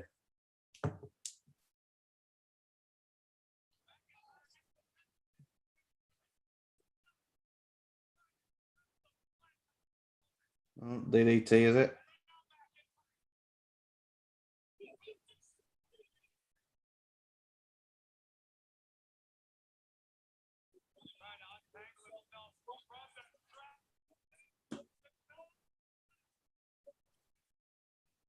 Claymore does look cool, doesn't it? It's setting up now. He'll miss it. He'll miss this, or it won't. It won't happen. Yeah. There she comes. Well, we knew this was going to happen. That stopped me in my tracks as well. See, if this were the attitudes, it'd have Claymore her. Is that Mace? Yeah, I guess. It'd be silly string, really. Yeah, a little bit. Oof. So you know that they slap somewhere when they do connect, but it does sound good still. Yeah, that's the thing. They do it in really clever ways. Sometimes it's very obvious, isn't it? Like how to do this and stuff like that. But I like he's kind of playing it that he's got some in his eyes now as well. For you know, it's kind of funny he's added that in, isn't he? You know, that when I pinned him, some of the mace got in my eyes as well. You know. Perfectly fine match, nothing wrong with it, but yeah, it just didn't really. It didn't kick up into that next gear, did it? It felt like the start of the match the whole way through. You know, it felt like, yeah, that is silly string, isn't it? Yeah. Just a good job. Imagine if they'd given the wrong color and it was like yellow or something. Spider-Man on the tin. Did you have one of those when you were a kid? One of the Spider-Man things you put in your arm and put the tin on. No, I was never really that into Spider-Man. Batman for me. Yeah. I just had the tea towel that I'd put around for a cape. I think I was about 22, 23 maybe. Ryan comes into the kitchen, just got the towel. Oh, sorry. Yeah. It's playtime. Play night. Just doing the dishes. I'm Batman doing the dishes. Yeah. Edge. I'm bored of Edge now. I'm really bored of him. Yeah, you're really not a fan, are you? I think, like I've said before, I think when you're a kid, you were either Team Dudley, Team Hardys, or Edge and Christian, right? That's just kind of what it was. And I just wasn't into Edge. They were my least favourite, Edge and Christian. But now I feel the era that they're showing now, where it was like 2005, 6, where it was the like slimy guy that they were, you know, like when he was with Lita and stuff, because you knew that there was some truth behind that, you know. Poor Matt Hardy in that, you know, he got cheated on. Then he had to bloody watch Edge on television each week with the love of his life at the time, and then he got fired for it. And then good old Vinnie Mac, like, tell you what, this is good television, this. Why don't you live your fantasy and wrestle with the guy? Poor Matt has to do a Cook storyline on telly. But I think the issue is since I'd just come back, I've not enjoyed one of his matches. And I'm not saying that because I hate him, because I do, I don't dislike him. I think he's a very good wrestler. But yeah. I've just not cared. I'm like, he came in and he won the Rumble. You think, he's won the Royal Rumble. Why is Edge winning the Rumble? Don't need it. He's a big enough star to just walk into WrestleMania and fight whoever, Yeah, it didn't really make too much sense, I don't think. The Rumble and Money in the Bank and those kind of things, that's your chance to push someone who needs that. You don't need to put your big stars in those sort of matches,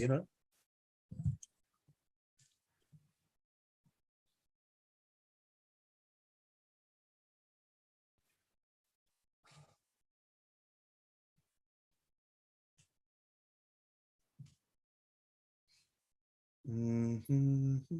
Someone just put here, Ehan. My girlfriend just walked in that match and just ended and said, "What kind of BDSM are you watching right now?" It did feel a bit saucy, didn't it? It felt a little bit saucy, did it, Dwain? It felt very saucy. Mr. Prim and Proper. Matt, look, wrestling's PG now, yeah? Wrestling's PG, yeah? It has been PG for a while, but a boy can dream. Oh, here we go. Miz, the murder. Right, I'm intrigued in this storyline with what you've told me, seeing as how there's someone playing Ted Bundy. Is that King Jong-un in the background? I thought it was you from the back. I'm going to do. I'm intrigued in this. Oh, this bloody honey monster.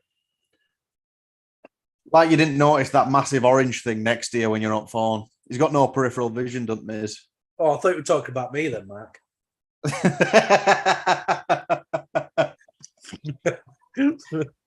Ladder match. These will be good. Yeah. I enjoy the ladder matches, but it just makes me laugh, when they try and climb it and all of a sudden they've forgotten how to walk up one step.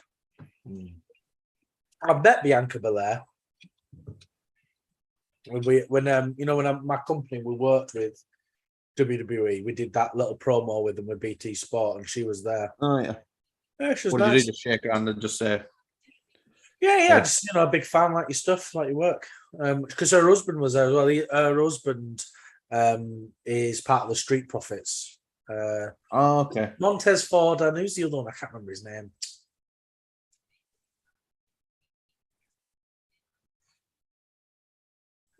Yeah, it's quite cool, isn't it? I had a weird dream that I'd met Seth Rollins. I think you'll be having some weird dreams tonight, Mark, so don't worry. I'll have some sort of Blade BDSM dreams. No, in my luck, it'll be Drew McIntyre in them, though. Well, I get a Claymore kick and my alarm goes off tomorrow morning for work. Like, all right, yeah, kicked back to reality. That's me. No, Drew, don't bring the strap on. I mean, yeah. I'll tell you what makes me laugh. The Ehan, when he commented that, it reminds me of when I was younger, like if I was watching wrestling and my mum would come in, as soon as she comes in, there's like Trish Stratus barking like a dog when Vince McMahon's in the ring. But as soon as she'd leave, there'd be like, Gangrel and Stone Cold and all that kind of stuff. Silly.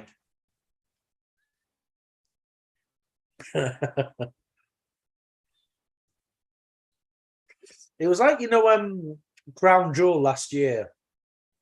And they had all the women in, because obviously they've got to be covered up.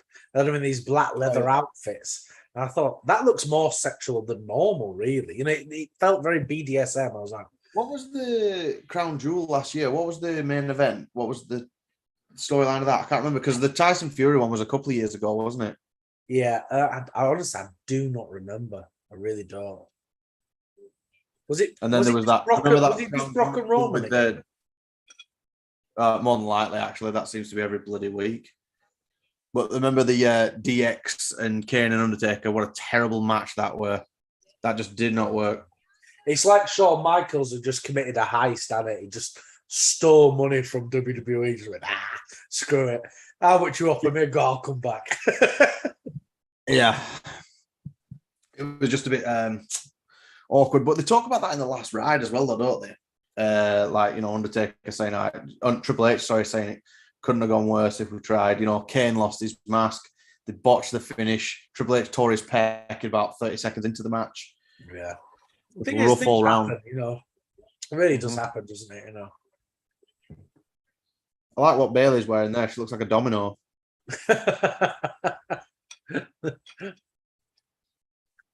I hope, like, when we're talking about things that are overdone in wrestling, when they snap the ladders, it was cool at first. And then when it happens every ladder match, you're like, kind of flimsy ass ladders you go to. Go to B&Q. Get yourself a decent bloody ladder on these flimsy shit. I remember I was watching wrestling with one of my mates a while back, and they set the ladder up and he did that, and he went, "Oh, I hope he watches his fingers on that." Them little. So that's the thing. When you get older, just because you think, oh, you've got to be careful of your fingers on the ladder. That stuff goes into your head. You're like, oh yeah, yeah. It's but watching someone get put through 3 tables or whatever is just fine. Yeah. Dwain, I struggle to get out of a beanbag nowadays. So yeah. I struggle to get in a beanbag. Never mind that. Even the Shockmaster wouldn't fall for you. You see that sign? Oh. That is savage. That is so mean. Jesus. Oh, it's good. It's nice to actually see signs, though, isn't it? Because they seem to be like a thing of the past now as well. Yeah. Well, there's a few here, isn't there? There's a couple. But in the old, like there's the best wrestler that's ever lived in the entire world. Peter Lyons.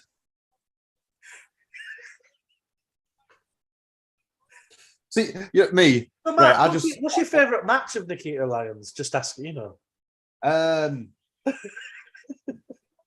was a really good one with a really good pin. Yeah. I've blanked out though. I can't remember. There was when the camera panned out there and it's in all the crowd. I seen where the belt was hanging. I thought it's a bit high, isn't it? A bit high up. Look at it. It is high. It's a bloody scissor lift. I was watching. There's a clip of an indie show putting the belt up, and they're putting it on by a bit of string, and it keeps sliding down. Oh, but he pull it up for the country. Oh no!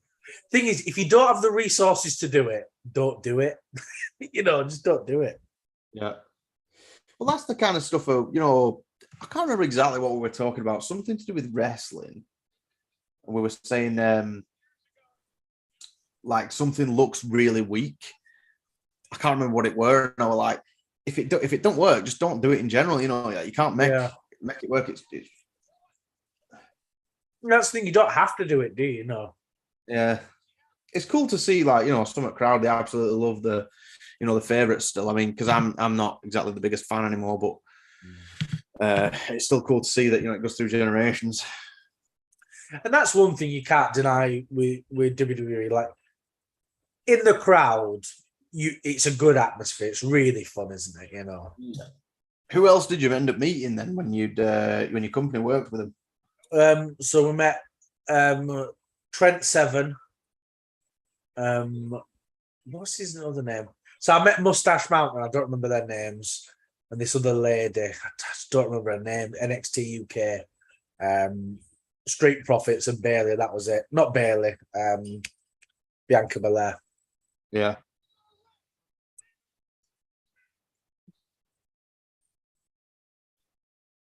She's ripped, isn't she, Bianca Belair? She's well muscly. Yeah. Like a tank. Yeah. It's like Bailey's got like a short Kane outfit on, if Kane wore a crop top. If Kane started doing drag. I used to love that. Yeah. I actually prefer Kane to Undertaker. I know a lot of people, I know it's quite but I don't know. I think I was like the underdog more. I always liked that more. I don't know. I used to when I was younger, like in the sense of I don't know. I just liked him, but they just ruined him a little bit. Kane, I thought anyway. Yeah, like making him corporate Kane and all that stuff. Well, even before that, when in 2002, when they gave him the half mask, he just lost it, and he were in a tag team with Hurricane and all this. Like, you know, like made him a joke, and you're like, is this the same Kane that didn't speak, and then he were meant to have set his brother and house on fire? You're Well, like, because there was a really good bit actually. I remember, like, you know, he's always this quiet, you know, really dark character. And then there was this one time he broke character with Hulk Hogan and The Rock, and he did an impression of both, and it was so good because he'd been silent his whole career, and that popped out, and it was amazing. But then when you just do that all the time, you think, well, you've ruined it now. Careful of your fingers, Bailey. Careful. Who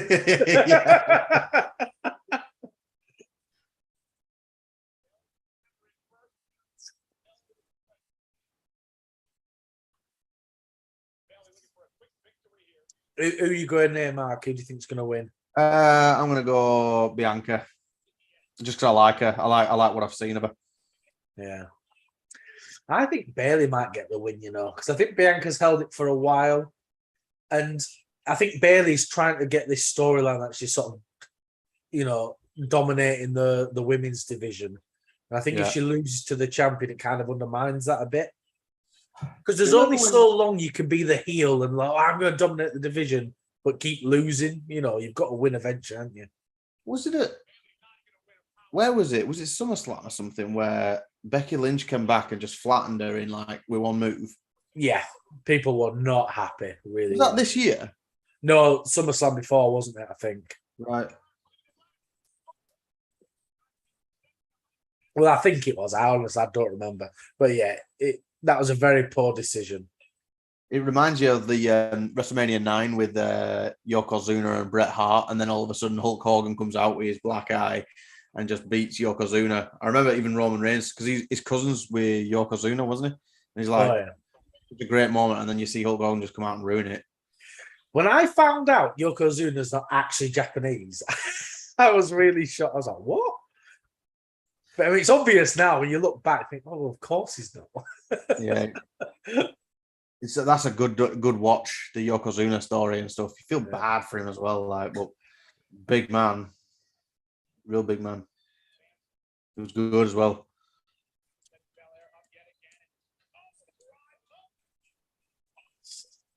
Oh, right, okay. I thought, oh, that looked a bit weak. I'm like, oh, okay, she's supposed to land on it safely. That makes sense. Yeah, I know. Ooh.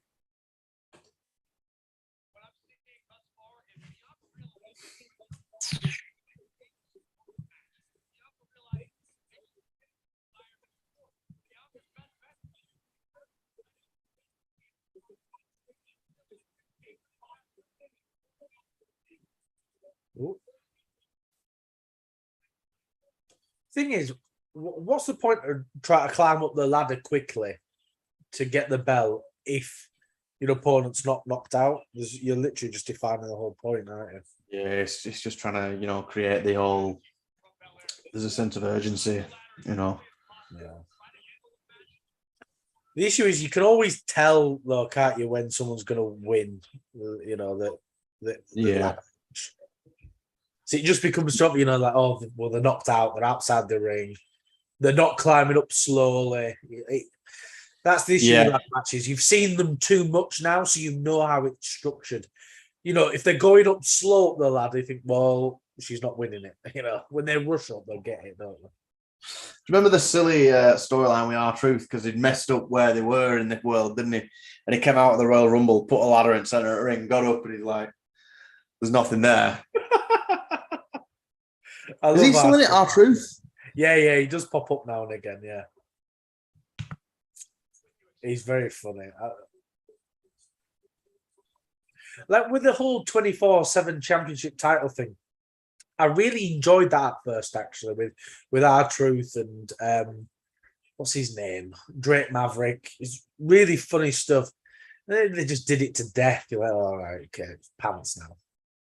Well, that was like, one of them where it starts and you're like, this isn't going to last long.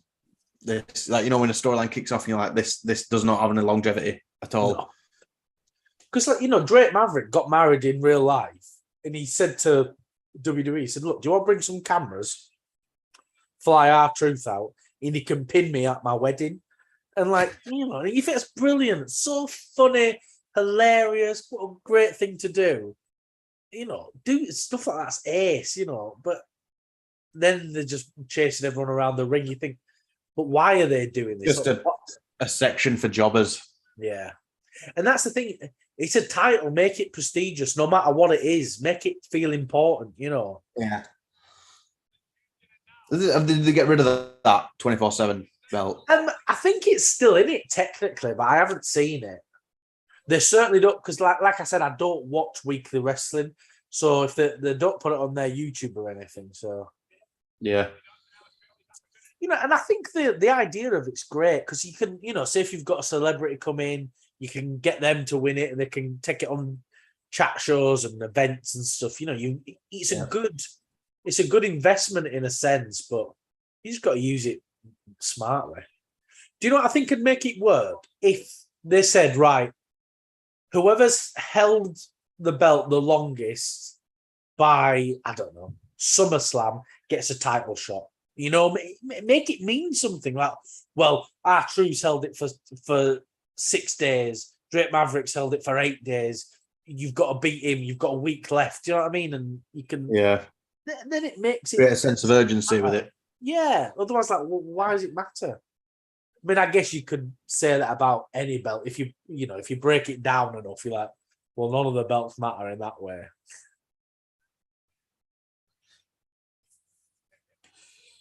This ladder match just getting going at a minute. No majors happened, but yeah, ladder matches are like that, aren't they? It's to be expected.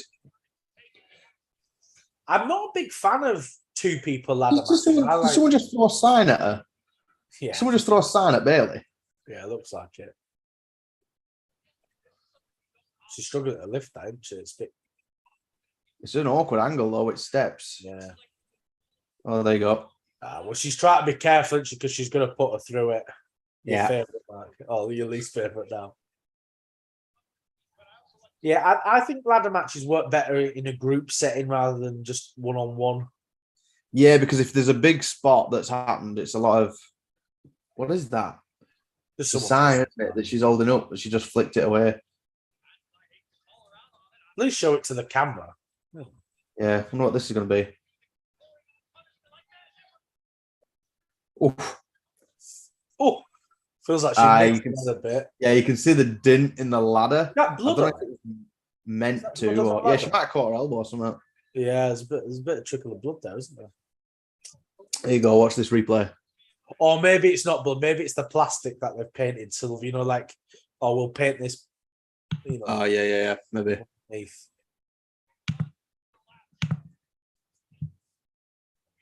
Just gonna get a drink right quick. Yeah, you're all right. Yeah. Oh, she don't need to worry about her fingers now. Oh no, she don't know. Snapped off those hinges.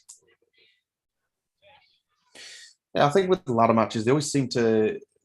There's a kind of slow build in them, especially, and then, like Dwain was saying, then when it's a one-on-one setting, it's going to be a slow-paced match anyway. But obviously, back in the day of the TLC matches, Hardy's, Dudley's, and all that kind of thing, you can really, if someone's resting outside or meant to be hurt, you can really push whoever else for a big spot.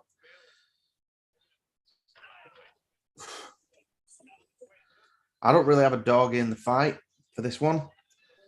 But I'll probably just say Bianca just because I like what I've seen of her, to be honest. I'm not following the storyline too much. No one's really gone for the belt yet.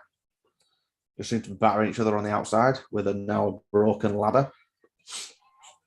That's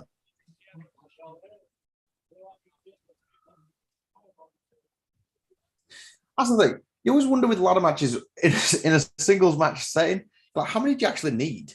Like, there's about I can see about 7 or 8 ladders right now. You just think how flimsy they all are.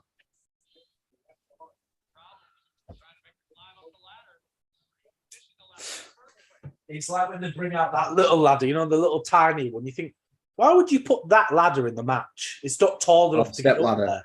Yeah. Step ladder.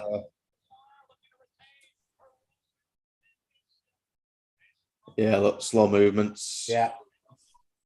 That's the problem, isn't it? We've watched it too much, so you know the beats and the patterns. It's why you need multiple people, I feel, for a ladder match. It then adds some variety to it, but you still know that, don't you? Think, well,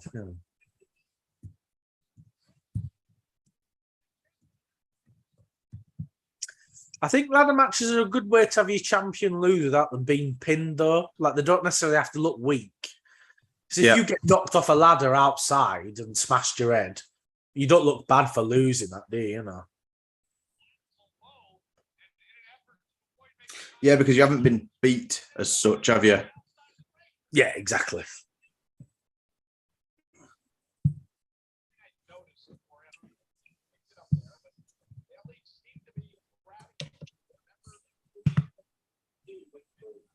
Do you think Bray Wyatt is going to return tonight? Literally just about to do a community poll now. That's a good idea. If people do think he is or isn't going to come back. I think he's got to. Definitely. They've hyped it up too much. And I understand, I get the idea of, if someone comes out and it's not Bray Wyatt, think how much heat they'll have. But that's not good heat. That's go away heat. That's like, I don't like you. That's the I'm not interested heat. Yeah. Get lost, mate. Yeah.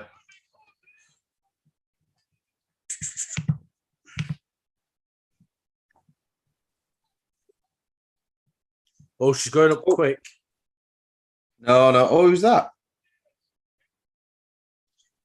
This is... That's like another one where you're like, I just don't like it. It's like watching a bloody pile driver. I don't like seeing them when they fall off the ladders. Yeah. Feels very risky, doesn't it? Yeah. So, yeah, this is Controlled Damage. I think that's their name. So, Io Sakai is really good, actually. This Japanese girl, she's really, really good. Yep. And so they're teamed up with Bailey. Obviously, I mean, I don't know why I'm telling you that. I mean, why else would they be out here? Oh. What the hell? Oh, my God. It's messy, doesn't it? Very sloppy. Oh. That ended a lot better than what I thought it were going to do. Yeah.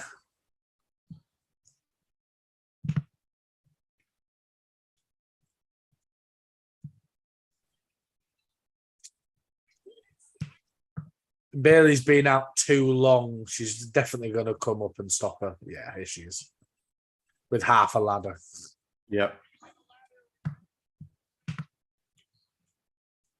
Oh, she got blood around her mouth, or is that just a lipstick?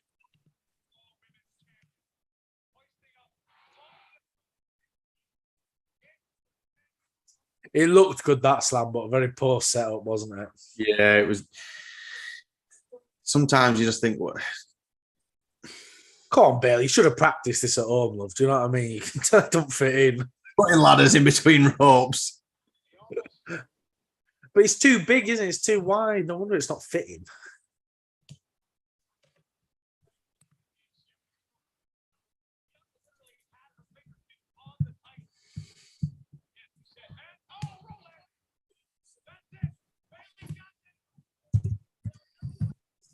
It's difficult, isn't it? Because you know when they get slammed into these ladders, you think, it's just like plastic or whatever. But they have to be strong enough for them to climb up on. So they must hurt. Yeah. I mean, sometimes they don't climb the ones that they're going to use in that sense, you know. Yeah, that's true. I like that when she messed up, she stopped and just let the crowd boo her and go, you messed up. And it's good that she allowed them to do that. Like, yeah, I don't care. Yeah.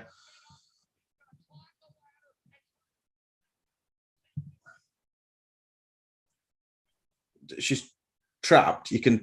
She could fit underneath that rung of the ladder, look.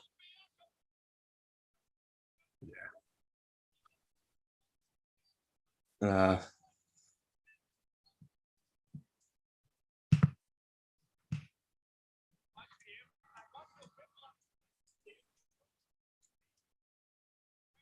It's not a bad match. It's just a bit contrived, isn't it? Everything's kind of...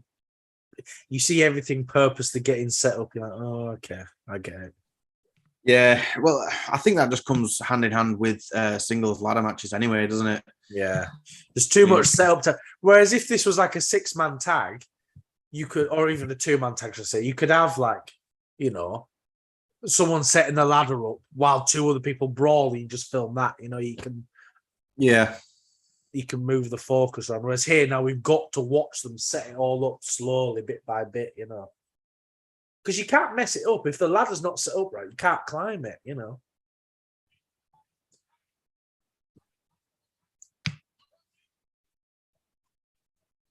Remember when John Cena took, was it the Money in the Bank, and he pulled it off by accident? It actually came off. It was like, oh no. Oh, I think that was meant to happen because he was battering someone in the head with it, wasn't he? Yeah.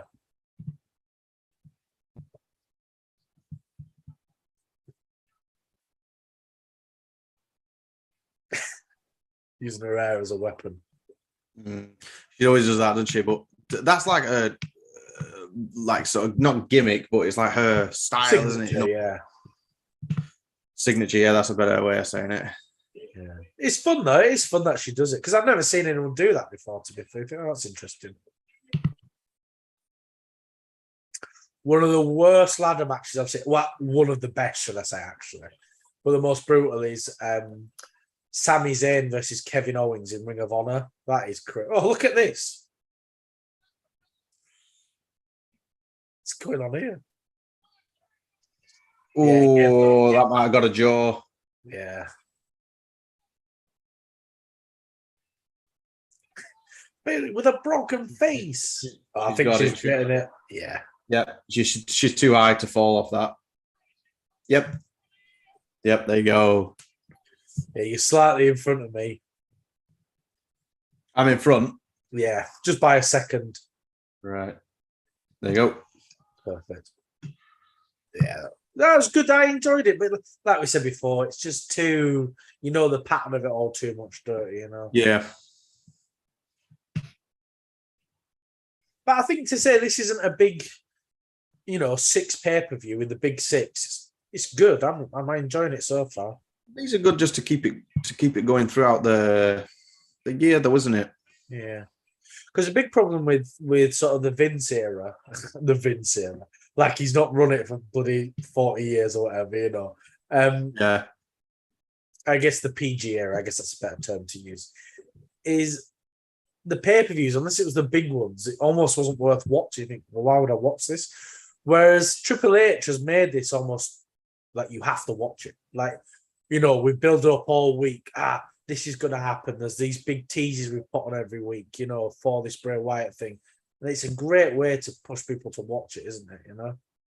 Yeah. Well, these are like, that's one of the main drives, though, isn't it? You know, in the sense of this pay-per-view is, will Bray Wyatt come back? And, you know, as an added bonus, for me personally, as an added bonus, there's, you know, Daniel Cormier there as well. Yeah, that's really fun, isn't it? You know, and you need reasons to tune in. Food, mate, but I've got to actually cook it. So yeah, go for it. No, I don't think I've got in to actually, you know, that's just ready now. Yeah, no problem. Don't worry. All right, I won't be too long then.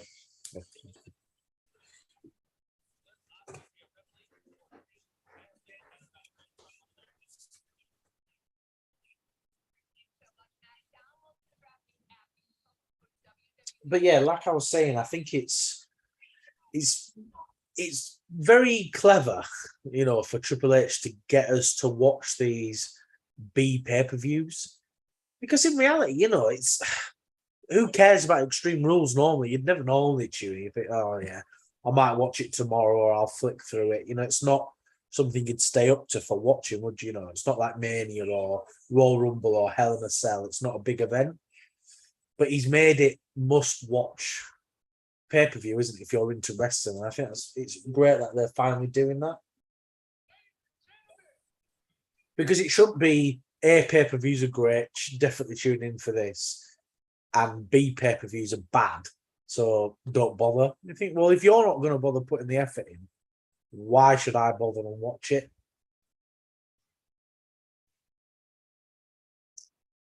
And I find it interesting that Roman Reigns isn't here tonight. You know, you don't have your champion on your pay-per-views.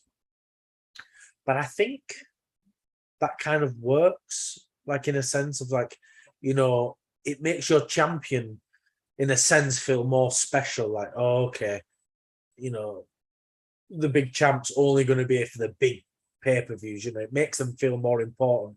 I know it kind of contradicts what I just said, but you know, it's like if we UFC, you know, if Francis Ngannou fought every month, you think, oh, I don't want to see this, you know. But obviously, it's very different, isn't it? Because you need months and months out. You know, you can't fight every month. You know, kill yourself doing that. Whereas with wrestling, it's not physical damage, is it? It's more just exhausting.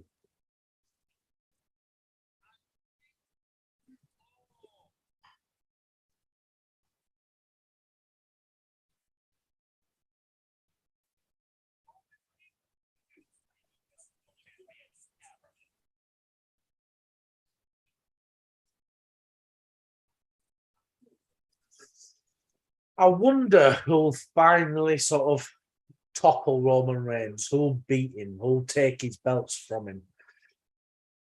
Because it feels like he's beaten everyone now at the moment, doesn't it? It doesn't feel like there's anyone credible who could beat him, you know? You know, he's gone through Seth, Drew, Kevin Owens. You know, it seems you just don't know who's going to take it from him. Roman Reigns. Yeah, just like who's going to, you know, because someone's going to have to beat him eventually, but who's it going to be, you know? Mm-hmm.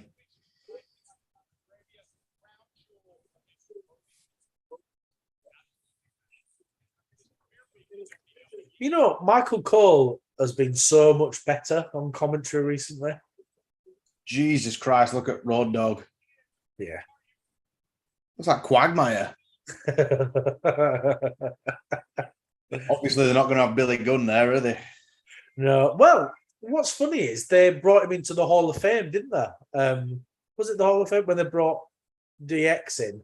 Literally when he'd been part of AEW. You think, oh, that's good.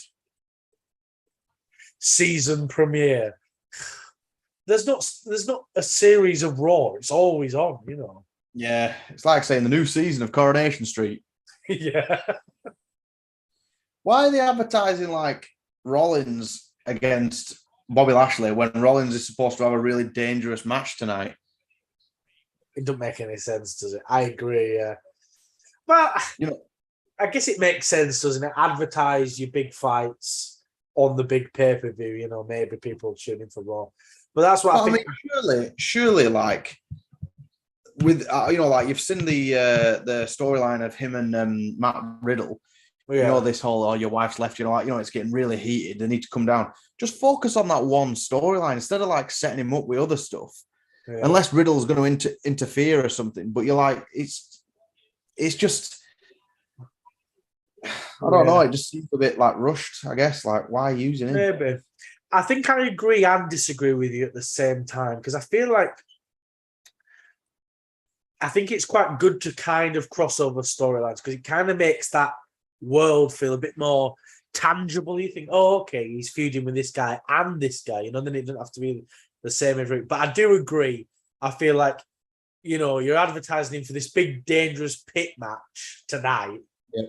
But then he's going to fight on Monday and, you know, get the belt. Yeah, it just seems a little like, all right, so he's not going to get too damaged tonight then, is he? I tell you what, I just realised, I was like, because I was going to say, oh, Raw tomorrow, but it is Saturday, isn't it? You think, oh, okay. I keep forgetting WWE have moved their pay-per-views to Saturdays now instead of Sundays. It works better for me, you know. Good move, yeah. Yeah, much better move. Right, I'll be back, mate. Yeah, no. I won't be long. With Edge versus Finn Balor in this I Quit match, I really hope Finn can get the win because he needs it more. You know, he's the leader of this dominant faction on Raw. You can't keep making him lose. You know, he's got to win something. You know, he's got to be a credible threat. But apparently there's big plans in the pipeline for Finn Balor, which I think is great because I think he's main event material. You know, he's got a good look. He's got a great move set. He's great at promos.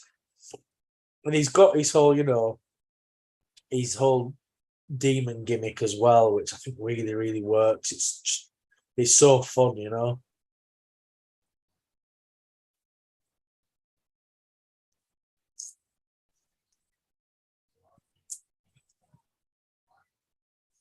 I wonder, is Bray Wyatt going to pop up after this match if Edge loses? Because Bray Wyatt went through this sort of gimmick of almost collecting legends, didn't he? Going for those kind of characters. So I think that could kind of work, if he comes back and he feuds with Edge. Someone in all honesty you can lose to, Not Bray. Edge can lose and not lose anything. And because there was a really interesting interview with Seth Rollins. He did an interview with Ariel Helwani, and Seth was saying the big problem with fighting a character like Bray Wyatt is nobody comes out well.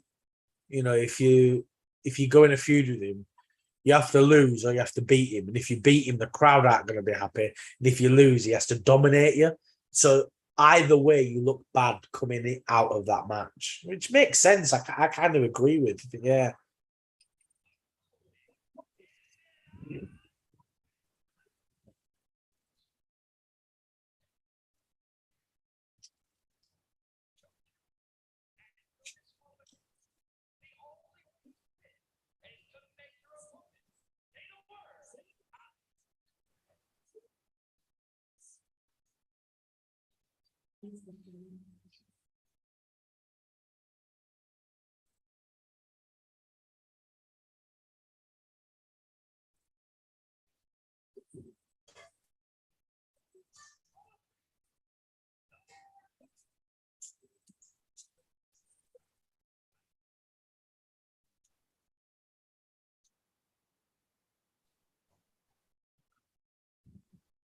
And as much as I'm not a fan of Edge, it is nice to see him back as well, in a sense, because his career ended in such a an upsetting way, that injury, and he couldn't compete anymore.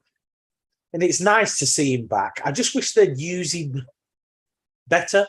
Like, he doesn't have to be the main event. He doesn't have to be beating your top guys. He can do more interesting things. He can really help push people.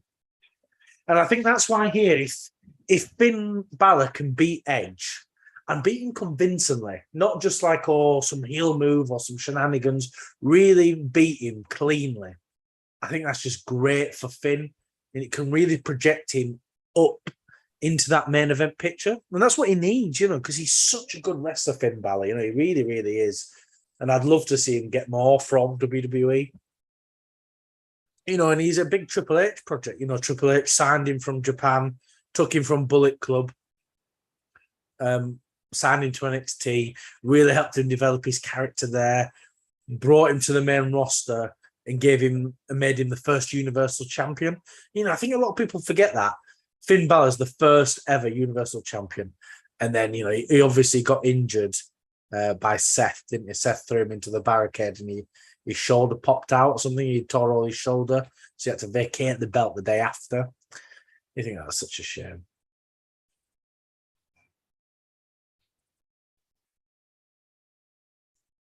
I'm not a big fan of Finn Balor's newer theme song, though. I really liked his old one,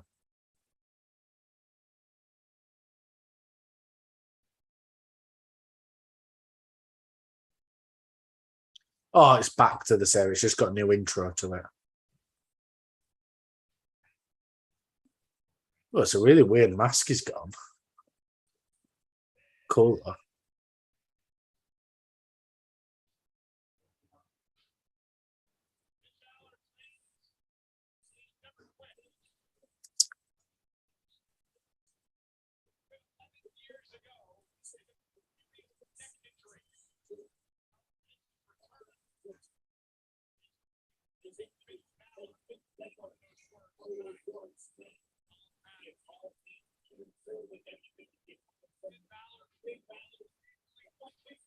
And I like them. They're calling him a prince again because when he was in New Japan, he was called Prince Devitt, and it really sort of fit him, you know. And he's kind of always kept it. He sort of kept that same persona, but they stopped calling him a prince. Where I guess now he's the Demon Prince.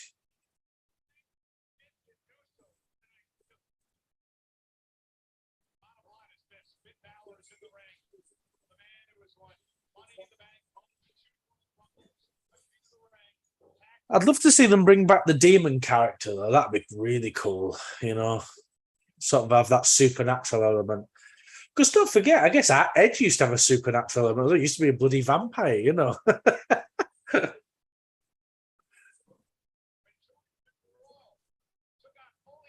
I tell you what, Edge makes Finn look really small. You forget how big the older wrestlers were. Like, almost all of them were huge, you know.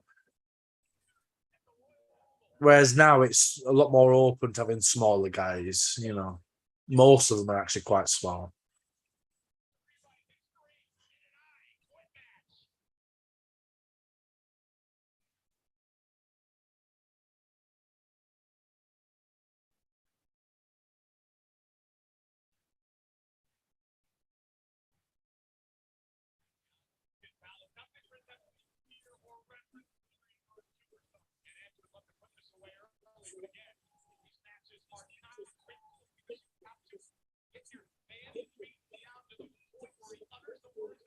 I guess an I quit match is different to a submissions match, right? Because you don't have to tap; you have to say "I quit," so that you could quit from getting punched. You know, it could be mounted punch. You just keep wailing on them, can't you? It doesn't have to be a specific submission, I guess.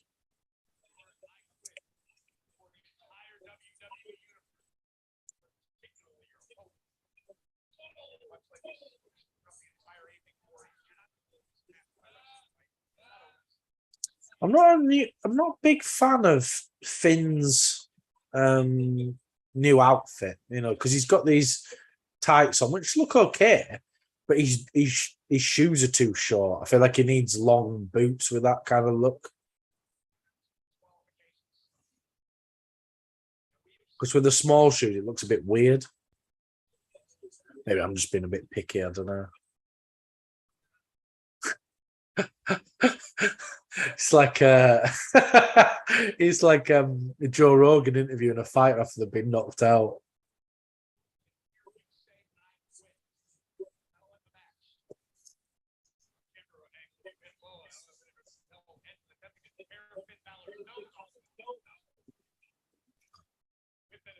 Well, they've just been dominating so far.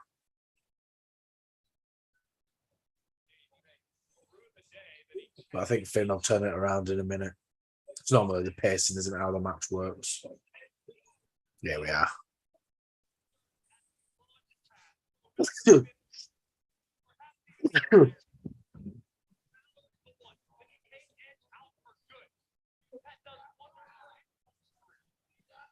So just turn any fan off.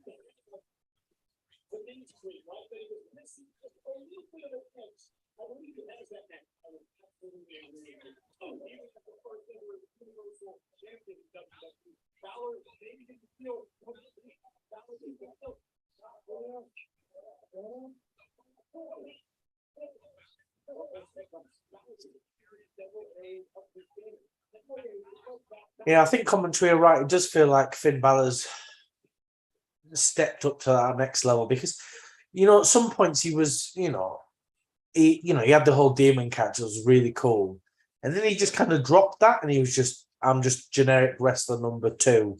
I do cool moves, which is great. You know, it's a great aspect to have. You know, probably the most important aspect to have, really. But you need a character to go with it, and I feel like this heel leadership of Judgment Day really works for him because don't forget, you know, he was the leader of, the biggest faction in New Japan, the Bullet Club, which is one of the biggest factions in all of wrestling. It's really up there now, with DX and NWO. It's not quite to those levels, but it is really big.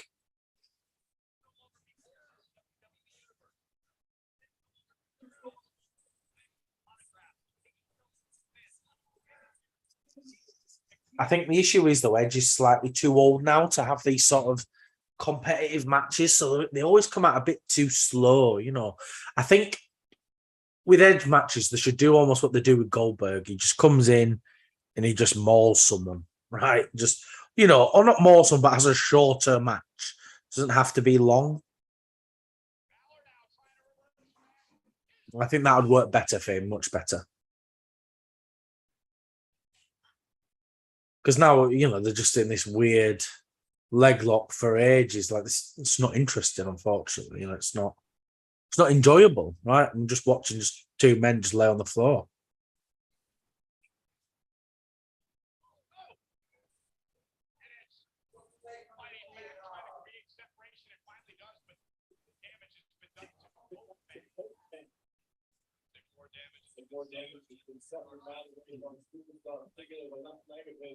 Two men just lay on the floor. I hope this picks up in pace. It needs something extra now. It's sort of 3 pretty boring matches in a row now. I mean, to be fair, actually that's wrong. The ladder match wasn't boring. That was good. It's just a bit contrived, But like we said before, that's unfortunate what happens with ladder matches, especially singles ladder matches. They're, the referee's just holding the microphone in Edge's face. He's just getting up. Why is he going to say I quit? He's just getting up.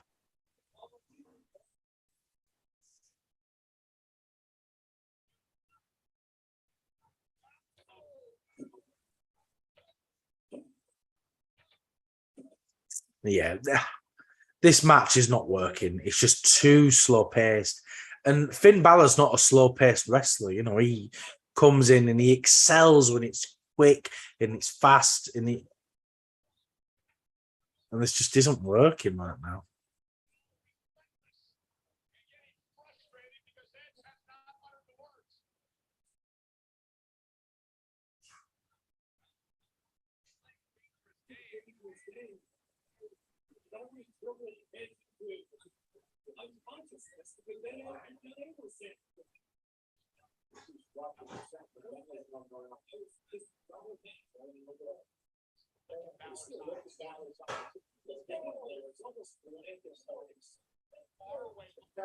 Yeah, it's just going too slow. This really, really needs to pick up, I imagine if he was doing this match with AJ Styles or something like that. I mean, that AJ Styles versus Finn Balor is, I think, genuinely one of my most favourite fights, and it's a shame to see such a slow-paced fight like this at the moment, Sorry, Matt. I'm back now. No worries. Yeah, I quit that. Yeah, it's been really slow. Really, really slow.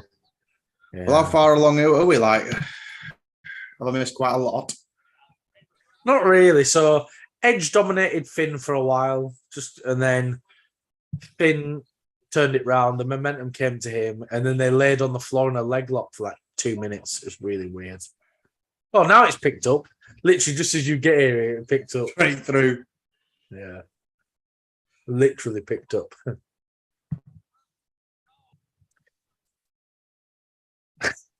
And I was just saying, it feels like, so the ref keeps coming up with microphones in their faces. I thought that's what Joe Rogan wishes he could do that. Literally just walk into the octagon while yeah. You were hurt bad in the first. I actually don't like that when Joe sort of argues with them afterwards. He's like, oh, I didn't tap. And he goes, well, you clearly saw you tap here and you did this. You think, come on, Joe, leave him. He's just lost. Just go, yeah, all right, fair enough, mate. Leave him alone. You're allowed to be in denial for a minute. I was just saying, I think Edge is slightly too old now to have these fast-paced matches. And the issue is, I think his style's really clashing with Finn. because Finn comes out and it's all, 100%. Let's go, let's go, let's go, let's go for it. Whereas this is a bit too slow and methodical, That's the good thing about wrestling in general is like, because obviously careers are short anyway, but you can wrestle into your bloody 50s sort of thing. So you're like Undertaker, but like he's always obviously it was a lot quicker way back when, but his style as he grew older, it just made sense to be slow and methodical, like you say, And there's not wrong with that. I just think if you are going to be slow and methodical, don't have the match too long, keep the pace down. But like you're right, like look at Stone Cold versus Kevin Owens at WrestleMania. That was actually a pretty good match, Fine, it looked bad when he was doing the mud hole stomps right at the start, but after that it really picked up and Stone Cold took a couple of bumps, which I was really shocked. Took a bump outside on the concrete floor as well. But you're right, you can be old and you can still have matches if you're careful with it. Look at Vince versus Pat McAfee. God damn, that was one of the worst things. That was a case of if it don't work, just don't do it. Yeah. It just did. It was terrible. And I didn't have a problem with Vince maybe having a match, but when he was like kicking the football and doing all, just have it slow, have Austin hold him down and Vince just wails on him or something like that. Yeah. Do it that way. You see the absolute terrible kicks that Vince were throwing and that, and he actually won by kicking the ball into his stomach. You're like, oh, God's sake. It was not good. And then I always wondered what happened if he missed. If he kicked the ball and it just went into the crowd. And that's probably the worst Stone Cold Stunner I've ever seen in my life. Yeah, 100%. It's worse than the one on Linda McMahon. Yeah. Where he didn't even grab her head and she just like kind of fell over. Just ragdolled around. Look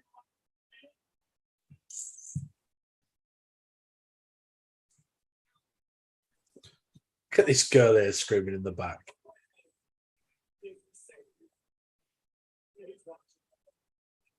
Quite rare that they actually leave the full arena now and go backstage, isn't it? Unless they're already backstage and it's a brawl sort of thing.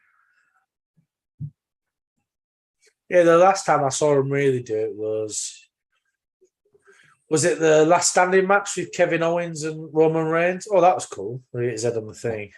Mind you, though, there was that god-awful match with Edge and Randy Orton at WrestleMania. Was it last man standing that? Or was it just a... I think that might be last man standing as well, yeah. Like using gym equipment and stuff, you're like... It was very poor. Very, very poor. And that's what I'm worried this is going to turn into, because it's just a bit too slow. It's like I was saying, I genuinely haven't enjoyed an Edge match since he's returned.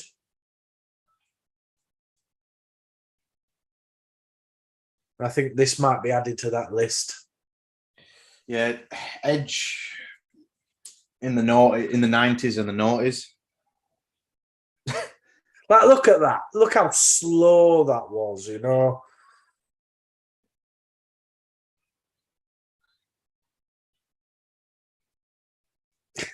And there's just a girl kissing and waving at the camera. She's waving at you, Mark. Like there, he slammed into that pole, but he just stopped. Oh, Bray Wyatt's there. Just some guy with a mask on. I was saying, yeah, imagine if that was his return there. It's just Wyatt in the crowd, waving, out of character and everything. Yeah. Well, what I was saying while you were cooking your lunch, this could be the match that Bray returns, because he had the Judgment Day sort of thing, and yeah. Well, he had a feud with Finn years ago that he never finished because he got sick in real life, and then he had that fight with AJ Styles instead, Finn. And then don't forget, Bray Wyatt was going kind of through this gimmick of almost collecting legends and beating them up. And I thought, he could do that. Having a feud with Edge could work because Edge could lose that quite easily. It won't be a problem. Yeah, because I remember when he did Jerry Lawler and stuff, because he had the faces on the background with big crosses through them, didn't he? Yeah. When he did Jerry Lawler, it was just the mandible claw, and you're like, Yeah, I don't think Jerry Lawler could take a Sister Abigail, to be honest with you. No, definitely not. But the thing is, if Bray Wyatt came out now, I think that really takes the steam out of the sails for the next matches, right? Yeah. So they've got to have it as a payoff, sort of thing, and for it to make sense. Imagine if he just turned up in that ladder match with Bianca Belair and Bayley. Like, why the hell would he do that to come get Alexa Bliss or something? Well, you wonder, unless it was like contract issues and stuff, why the hell did they get rid of him in the first place? Anyway, it's one of the hottest things on the roster. I don't know. I really, really don't know why. Well, I do know why. It's because Vince is mental. That's why. Why the hell would you do that? He's one of the biggest draws. Yeah, massive draw. He was selling the most merch. You think, why have you done this? There was times with when he was Bray Wyatt before the Fiend character was born, sort of thing, where they do storylines and rivalries, and it just lose, and you're like, for what purpose has he lost there? Like when he lost to Randy Orton, I thought, doesn't make much sense. He lost to Chris Jericho as well. I think it was a Battleground pay-per-view or something, and it was like a match where you think, oh, Jericho's definitely put him over, and then he just lost. You're like, what did that do for him? For either of them? You'll just turn your volume down a tiny bit, Dwayne. Yeah, sure thing. Can you hear it, or is it gone now? No, it's gone now.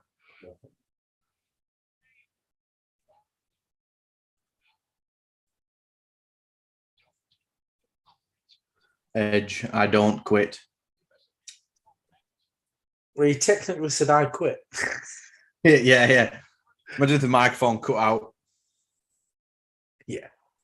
Well, that's what happened with Mick Foley and The Rock, wasn't it? There was an audio clip that The Rock. Yeah, that was that match. The brutal chair shots of that. I think he took 13. He actually spoke about that when I met him as well. He said, I was meant to take. I don't know if there was an actual figure in mind, but he says I was still in the ring when we were supposed to have done.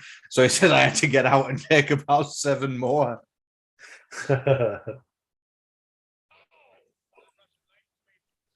That's a cool finisher, is that? Well, the submission, sorry.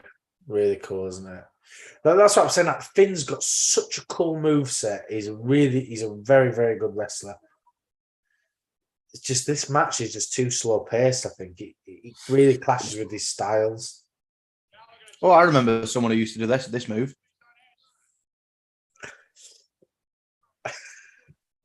I think he's in the old games, but I can't remember his name. The Rabid Wolverine. Something like that, yeah. Something similar. Hugh Jackman played him or something. I'm not sure. Chris Barnett, is it? Oh no, that's the UFC fighter. Yeah, it's something similar. Similar, very, very. It sounds like that. He don't do flips and stuff though. No.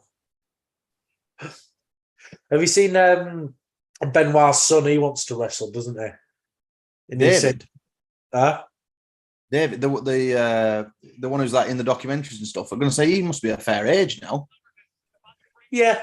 He's. I don't know how old he's. Probably, I don't know, late 20s, early 30s. I'd assume. But yeah, he wants to wrestle, and he was saying that he wants his dad to go into the Hall of Fame, and I get it, and I don't get it. They can't really do it, can they? No, I think that's definitely been brushed well and truly under the carpet. Even on the WWE network, like you see, if he was having a match with Eddie Guerrero or something, when it comes up the chapters, it just says Eddie Guerrero competes in a single match. It doesn't say anything. Does it show the matches though? It'll show you better. Yeah. There's too much. If they were to edit everything out, storylines wouldn't make sense and all that kind of stuff. So there'd just be too much edited out, but they just don't mention him by name or anything. Yeah. Which is fair enough, I guess, right? It's, it is what it is, isn't it?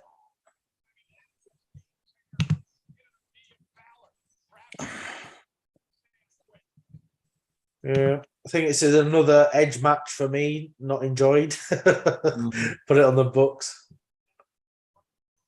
I feel like I sound like a spoilt fan, but You know the matches when they're very slow like this and methodical and like, you know, someone's that's quite cool. Slapping him back at head as he's got him in a submission.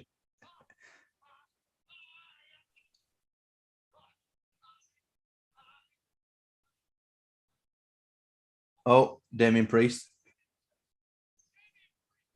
That's the trouble with Extreme Rules is it's like, can just anyone join in the fight? Like if the rules allow for that, why don't they just come out at the start, have your whole gang there and beat Edge up straight away, you know? That's what doesn't make sense. You think, I get it's a hardcore match and anything can happen, but that guy. Yeah, that guy in the crowd. Yeah.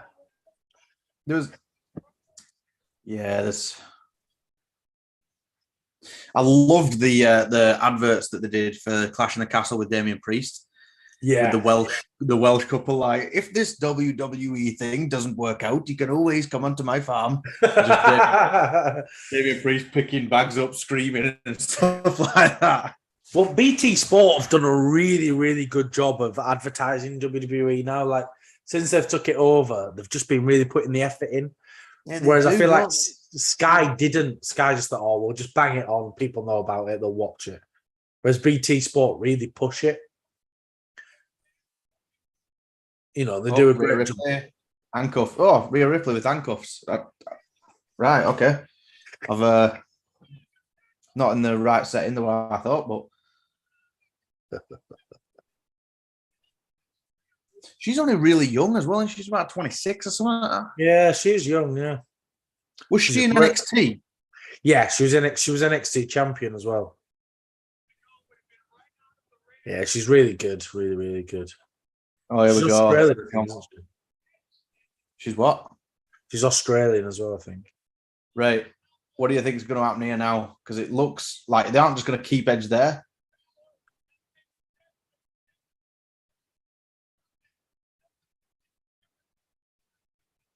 Oh, well, he's going to beat them all up, is he?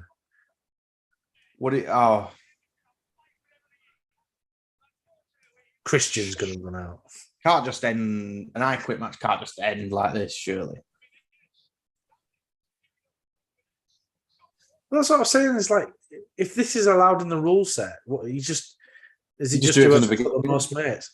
Mark, I think he's bringing the kendo stick out. Your favourite, yeah. Oh, for God! Get rid of that from under the ring on a terrible weapon. So they make a good noise, though. That's why they use them.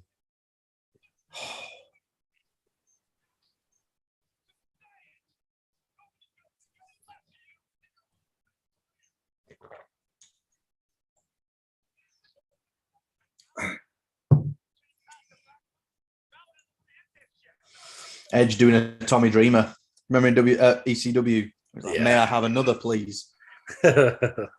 Delicious. He's still going, isn't he? Tommy Dreamer. Oh, who's this? Ray.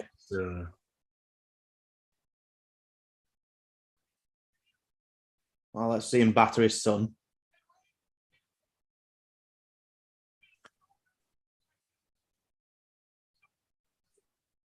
I think it was really good what they did with him and Dominic, you know, splitting them up, because Dominic's character just got really stale, didn't it? It's just Ray's son, that's it. And it's good to give him something different. Let him develop. Let him figure it out, you know. Let him try. Not just be known as Ray's son, you know. Yeah.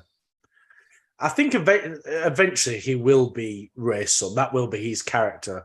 But he'll be the new Ray when Ray retires, you know. You know, it'd be like crazy how long Mysterio's been in it. Pardon? Crazy how long Mysterio's been in it. Yeah, he's been WWE. Not one heel turn either.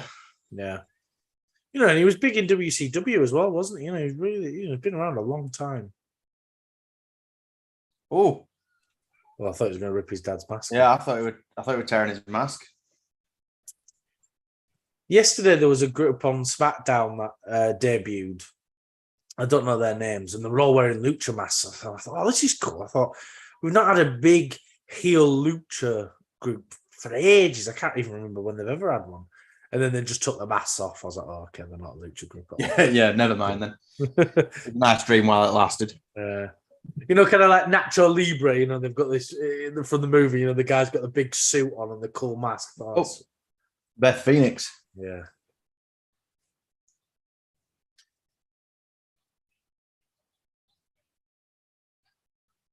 Well, Rhea Ripley's going to come in and batter her now, isn't she?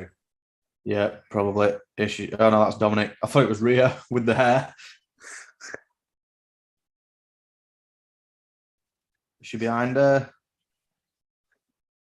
Yep. There she comes. The other day, the crowd were chanting, "Who's your daddy?" to Dominic, and he went, "Rhea." He took the microphone and went, "Rhea." I thought she was holding a knife then, the way she was holding her hand out. That'd be a different kind of match. Anything goes, just stab you then. That's a singles match in New Jack's career. Yeah.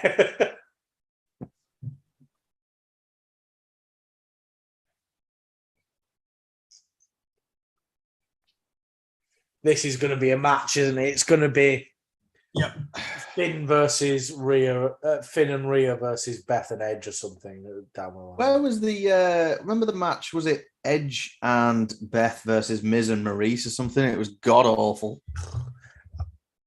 I really don't really like the those mixed gender matches. I just don't think they're very interesting. They did like a little tournament for it. It was like a mixed tags thing, and it was kind of like a Facebook thing. So all the matches were on Facebook. Some of the audio was really funny. The dialogue was really funny sometimes. Yeah, it was quite good. I quite liked that. And then now they've just kind of used it as like, we've got someone who's partially retired, just stick them in that.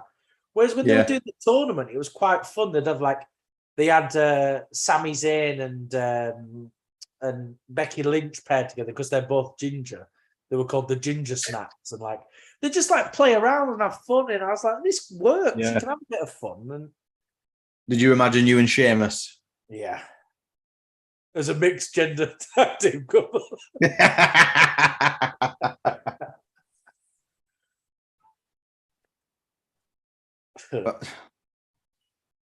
Yeah, Finn's back. Here we are. Boom. Doesn't Seth Rollins do that move as well? Yeah. Spear. I hate Edge's spear. I think it's the worst spear in all of wrestling. That one weren't as bad as what it has been before. That one weren't bad. But it's when he just falls over and as he's hugging him, that's when it's like... He always goes down to his knees. That's the issue. He don't really lift all the way up. Like if you compare it to like Goldberg and Rhino. Yeah. Bounce. Rhino, he's Gore. Jesus Gore, Christ. yeah. That was intense. Oh, Concerto, is it? Yeah, will be. Thing is, if Edge is a face, he shouldn't be doing the concerto. Oh, so he do sticking up his bum. Yeah, that's what he's going to do, mate. Yeah.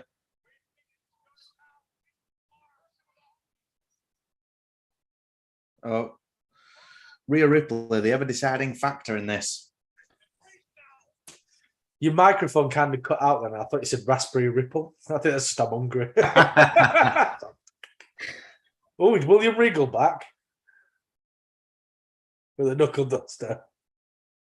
Take it out of the trunks. Yeah. Jesus. Damian Priest is good. He's so good, isn't he? The coup de grace looks so brutal as a move, doesn't it? Does, yeah. I mean, that could easily go wrong.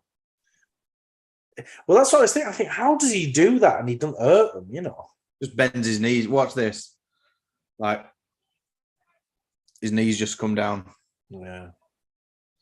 Do you remember Billy Kidman? Yeah.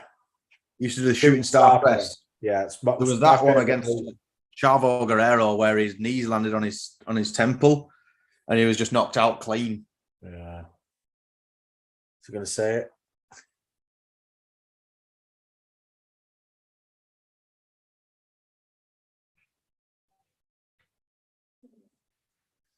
I think what they're going to do Rhea's going to batter up His wife. Beth Phoenix, and then they'll say, I quit, stop. Yeah. Here we go, yep. I think that's the right call, because you can't have Edge, who's meant to be the face, quit. No. In that respect. And it's a good way around it. It's a bit cliche, a bit obvious, but it's a good way around it. What's she gonna get? Oh, a chair. What they should do, they should force his eyes open like that, like he wants to look away, Like in Clockwork Orange. Yeah.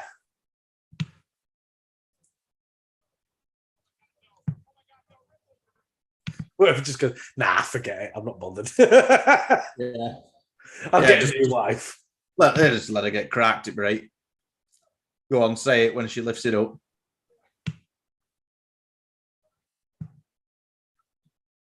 Yep, there you go. You called it. Now, for real heel heat, Rhea's still going to do it. Go on, Rhea, do it. Bang. Go on, do it. Do it.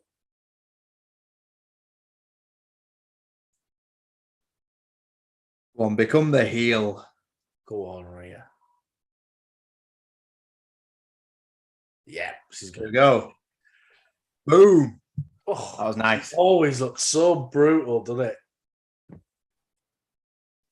The chairs are like different now, aren't they? But it still sounds good.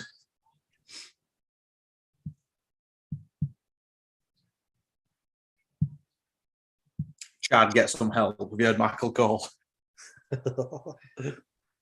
So Finn Balor beats Edge in the I Quit match through his wife getting concertoed, getting her head smashed by another chair.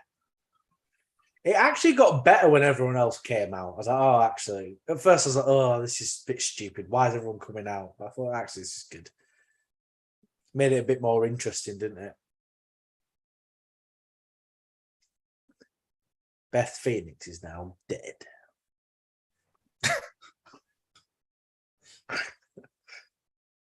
And Bray Wyatt's going to come out and take her in his little hovel. Yeah, that's what's going to happen. Just comes out of the ring and drags her away. I wonder if Bray's going to turn up or if it's just going to be a vignette, just be a video for him. He's got to turn up, surely. You'd think so, right? It makes sense to, but I guess a video could work, just a video. Yeah. But I mean, maybe I'm just hoping that he does actually show up. Once in a generation. Is that Charlotte in that robe? Yeah, definitely. Yeah, it is. Is she still in it? Is she gone somewhere? I think she's taking a break. I think she's having a little holiday. Because they do that, don't they? Kind of just take them out every now and again. Because, they wrestle, every week for a whole year, don't they? So they give them all breaks, yeah. Don't they? Well, her husband, Andrade Cien Almas, he's with AEW, but he got in a fight with Sammy Guevara backstage, like a real fight. Literally started punching him in the head backstage. AEW seems a right mess right now. CM Punk had a fight with Kenny Omega backstage. It's real as well. It's not a gimmick. There's like a lawsuit coming out of it and everything. You say, oh God. Have you seen much of that, Rick? Like he's promoting the Ric Flair drip and stuff. He's just hanging around with Mike Tyson. Yeah, so just doing pot. Yeah, mental, isn't it? Oh, I am enjoying this card, but I hope it's not too long now. I'm getting really tired. I think there's only one match left, isn't there? There's Seth and Riddle. Is that about it? I think so.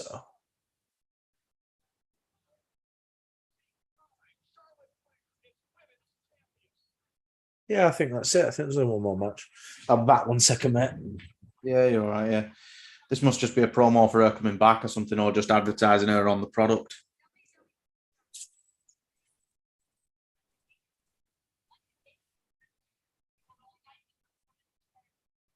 Yeah, it's just hard to tell why they're playing this at the minute. I think it is literally just a promo about her.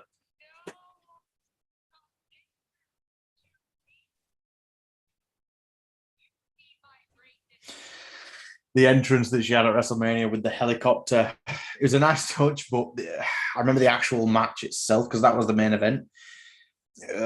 Just kind of, it was all right, but I don't think it was a main event material as such.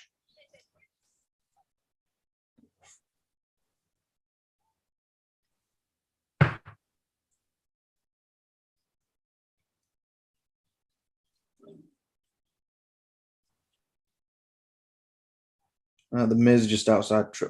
He's outside Triple H's locker room. But then this bloody honey monster. I just don't get it because this is all new to me. He's just beating him up now.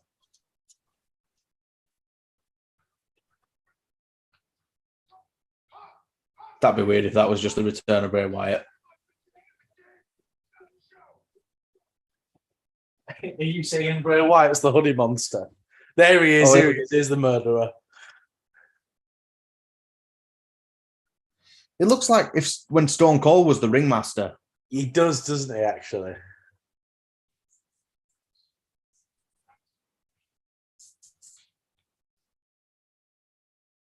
Miz looks terrified, doesn't he?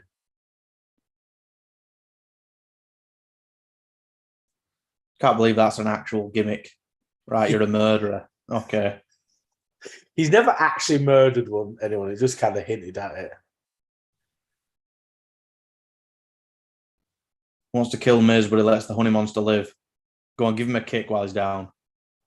There you go. Yeah.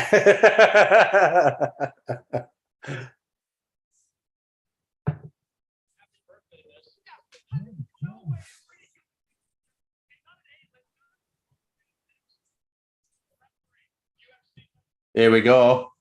DC. I'm looking forward to seeing him just to see what he's like. I am as well.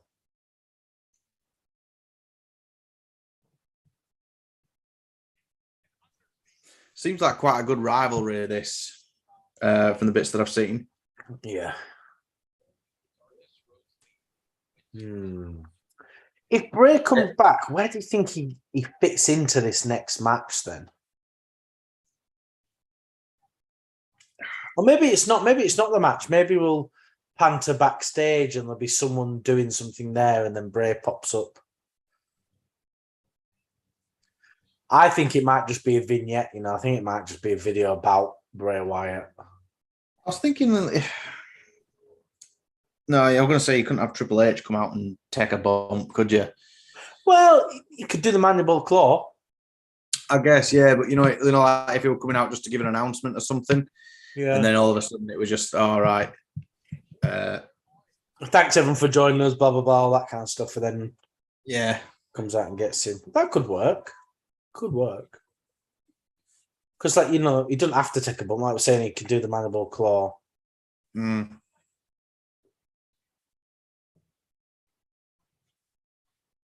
least they've stopped that stupid Dumb and Dumber laugh that Seth Rollins were doing. What? I bet he'll do it when he comes out now. Yeah, I'm not a fan of it. I kind of get the character. I like it a little bit, but it's a bit too much in places. It just feels a bit too silly. Like I said before, when he went to go see Vince to find out that he was having a match at WrestleMania. Yeah. And he were dancing around on the table, just what the hell are you doing? Like Gene Kelly singing around, jumping up table and stuff. Be an interesting concept, this match as well. Fight pit. Yeah, definitely. Because it is just a cage match, isn't it? With a bit of extra on the edge. But because in a cage match, you can't do much on the top. So no. Imagine if Cormier comes out and then John Jones comes out as well. He would never do it. DC would never, ever work with John Jones. Kick your ass in UFC. I'm going to kick it in wrestling now as well. Yeah. Poor DC. I'd have loved for him to got a win over John Jones. It would have been great to see. Yeah, I think that rivalry is the best in UFC history. Yeah. Yeah, it really is. And don't forget, before the eye poke and stuff, DC was having a really good job in that second fight. Or was it the first one? I don't remember. But he's doing really well. And he got poked in the eye, and it all kind of went downhill from there. You think, oh god.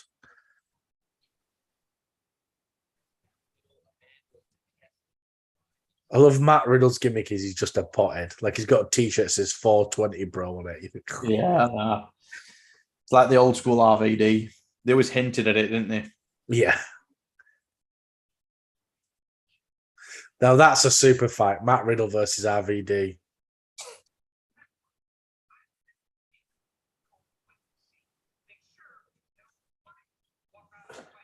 DC's going to literally have the time of his life in this match. Yeah.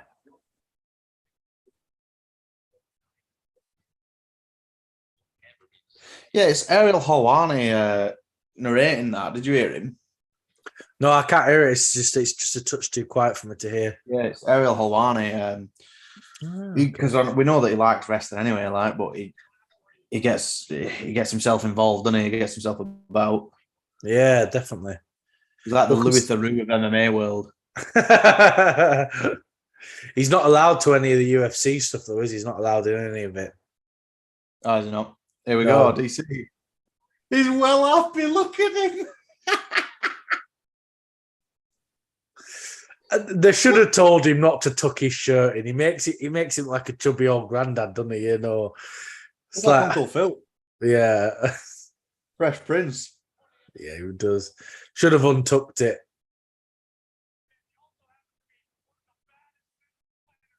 That's great. That is it. That's good.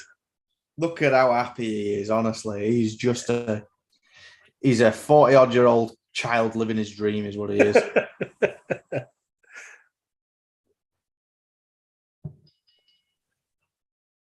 God, that snake looks terrible. Yeah, it does, doesn't it? It's 420, bro.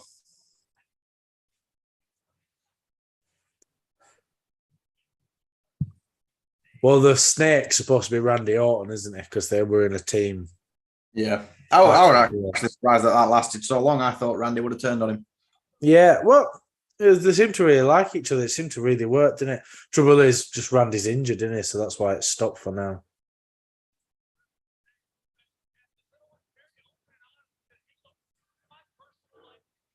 DC is so excited.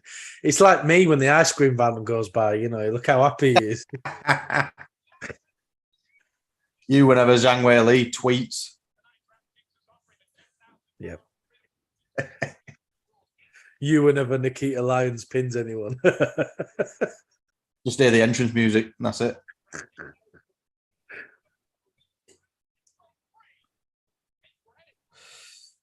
I didn't think I'd see WWE like promoting gambling and stuff. Yeah. So a lot of betting places don't do it, which is fair enough. That's yeah. Scott Steiner's nephew, isn't it? Steiner was a beast. Yeah. Do you remember when Ryback commented on our video on TikTok about Scott Steiner? Yeah. The biggest pinks in the world. Yeah. Because I'm a genetic freak. Yeah. It was me after completing one gym session. Yeah. Yeah, me have to go to the gym once. So that video, did you ever see it where there's a lot of bodybuilders there saying my favorite machine is the Smith bench machine. My favorite machine is leg press. Then at the end, my favorite machine is the vending.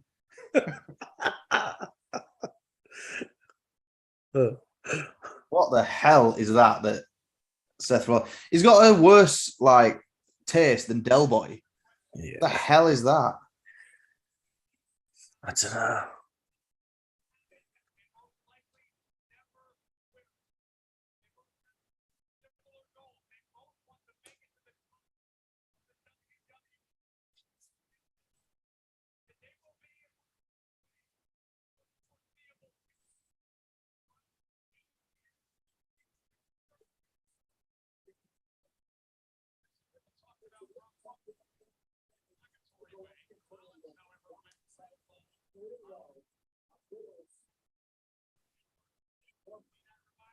It is fun seeing DC here. It's quite surreal seeing him here, actually.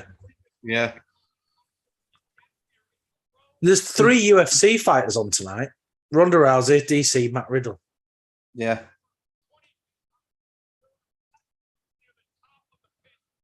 Till Brock Lesnar comes out and says, we'll finish what we started.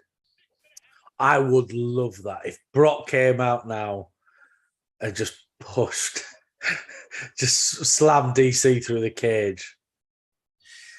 Surely they've got to do that. Come on. It's a fight right now. So.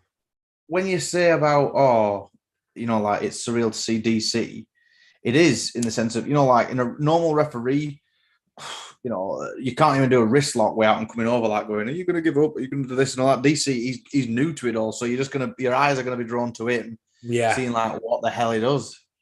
Yeah, because normally a referee, it's almost, in a sense, they come over and do this thing, but they're almost invisible. That's kind of the point.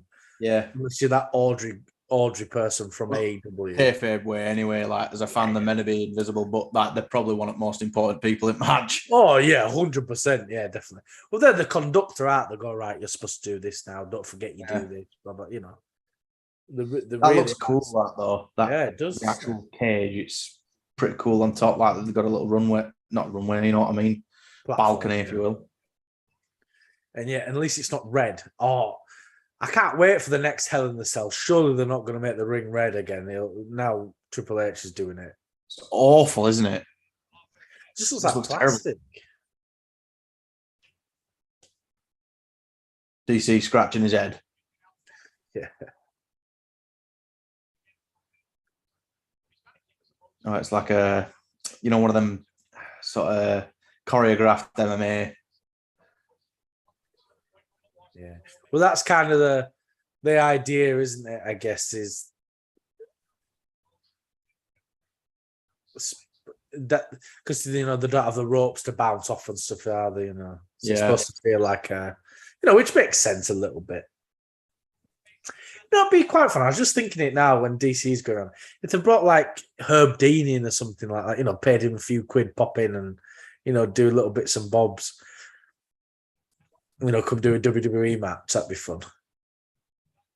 I love that that meme. It's like Herb Dean watching someone get murdered, and it's just him sat there. It's with someone with a fence grab, just like bolting over.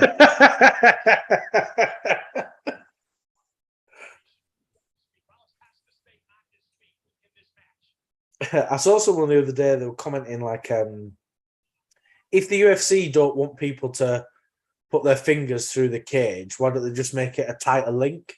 The cameras won't be able to go through it, will it, if it was a tighter link, we just sat there, we don't say anything. We're just glaring through this really tight mesh. Wonder what's happening over there. I'm glad I paid 40. Yeah. Two people go in, one person comes out, and one of them don't. You're like, well, I guess I know who won. There you go. Oh, Cormier threw him into the fence. Oh my God. Oh, DC. It's not going to go that far, mate. Yeah. I thought he'd have just grinded his head against it like a cheese grater, just had a bit of insult. Well, he's definitely going to get slammed because he kind of gave it away. He was doing like a video about it. And he said, oh, yeah, I know it's scripted, but but it does hurt. Yeah. I know because I've been training for something that may happen or may not happen on Thursday. But you've given it away now, DC. We know you're going to get slammed.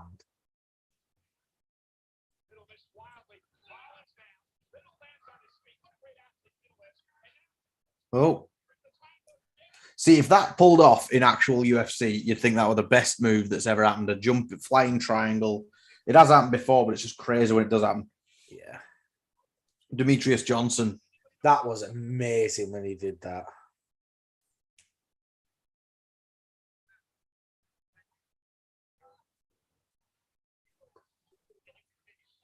DC, don't be doing that. You slammed him into the fence a minute ago. Yeah, I know. Look, he's getting wound up with Rollins. Look.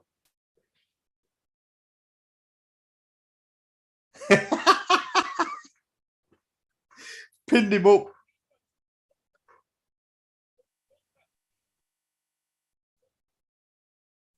touch him.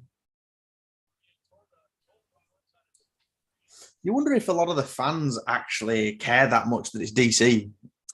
I think so. Don't forget, there is that really big crossover of UFC and WWE fan base now. You know, I mean, a lot of people grew up watching wrestling and then moved into UFC. So, you know, I imagine there's a lot of people who watched this, you know, when they were kids, got into UFC and thought, oh, he's there.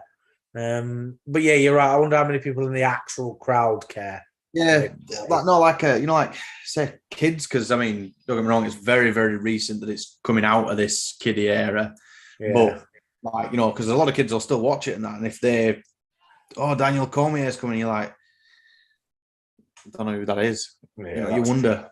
But I guess that, you know, wrestling's always been a family show, hasn't it? It always has been. And so, like, you know, the big American celebrities have come out. Like, I didn't know who Floyd Mayweather was, you know, when he punched Big Show, you know, I didn't have a clue. Oh, yeah. So I guess it just works like that, doesn't it, you know?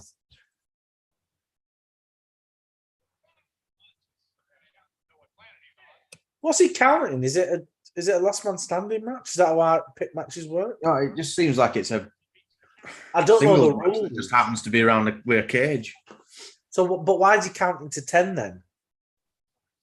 Because they do a count out in a singles match as well, don't they? Yeah, but not when you're on the floor. Yeah, when you're on the floor, that's because you've got a 10 count. Yeah, but if it's a last man standing match. No. Just a singles match where you're not allowed any weapons out. There's still a 10 count. Is there? Yeah. Well, then every match... 10 count out the ring as well. But it depends when it's convenient for them. Oh, if they're doing tension and then they're both on the floor and then, you know, they both get up and stuff. So I was just going to say, buddy, Edge would lose every single one of his matches since he's come back. Just lies down. That's why it's convenient, you know, like, say, Undertaker's matches, he's down for most of them, you know, past few, he's fought off his back pretty much. And I hate that. I hate when the rules aren't consistent. It really breaks, because obviously wrestling's fake, we know that, but it breaks that immersion, doesn't it, of the sort of the reality of it, you know. They do like a, that was nice, suplex into the cage. See, that's what the annoying thing is, like, because he's just thrown him into the cage there. So technically, you know, it's an anything goes match. So there shouldn't be a 10 count. Yeah. Maybe DC, because it's DC, isn't it? He's not a ref. But again, it's just when it's convenient that they do it. Like they've done it, you know, The Rock v. Brock at SummerSlam. Both got to like a count of 8 and they both just kicked up, sort of thing. So it's there to play on, I think.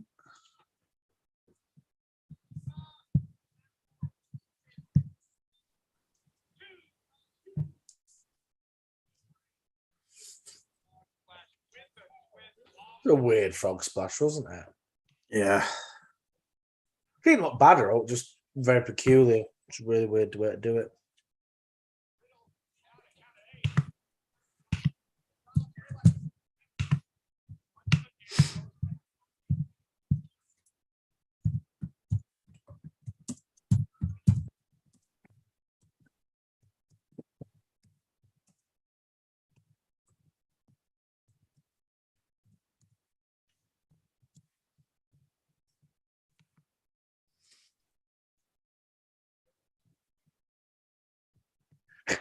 You're a loser, Riddle.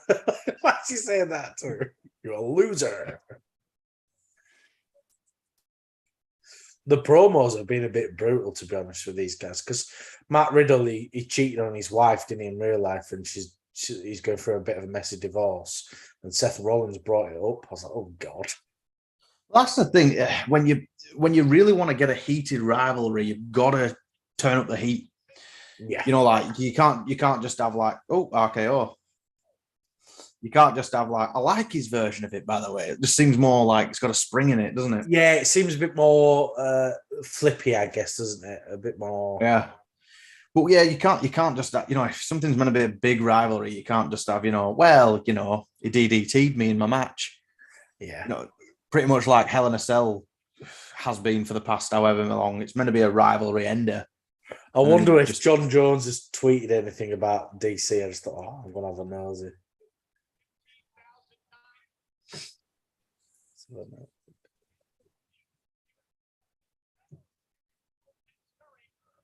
DC is 100% retired, isn't he? Yeah, he's got no From active competition. You've seen him as soon as he retired in 2020. After that fight, each commentary time, he just seems to get, slightly bigger, slightly bigger.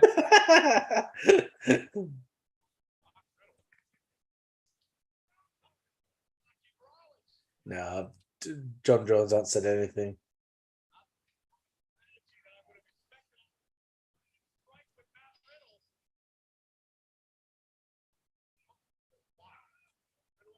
Oh, I thought we were getting a second one. Curb stomp.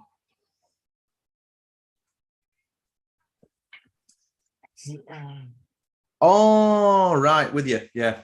So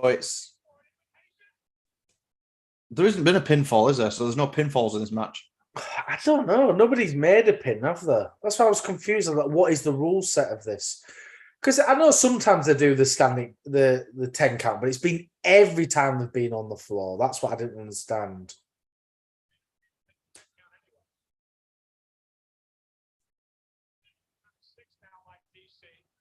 Yeah, it must technically be a last man standing match. I guess it's knockouts, isn't it? Knockout on submission, I guess, right?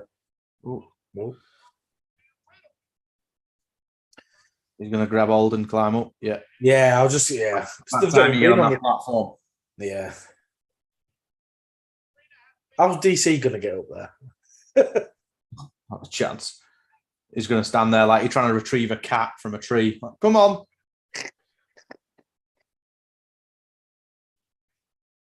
DC's telling him to get down. Why don't he get down? That's the point of it.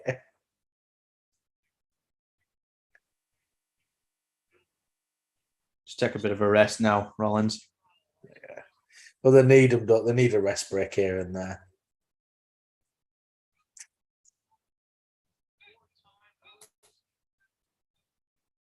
Riddle's coming up for him. Seth should just kick him in the head and knock him down, right? Yeah, that'd be it.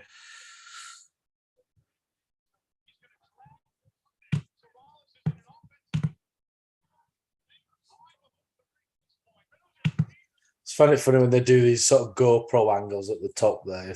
It's like the best camera WWE can buy. Oh, he's biting his fingers. Oh, that's too aggressive, Seth. Don't bite his fingers. Oh, we can't be having that.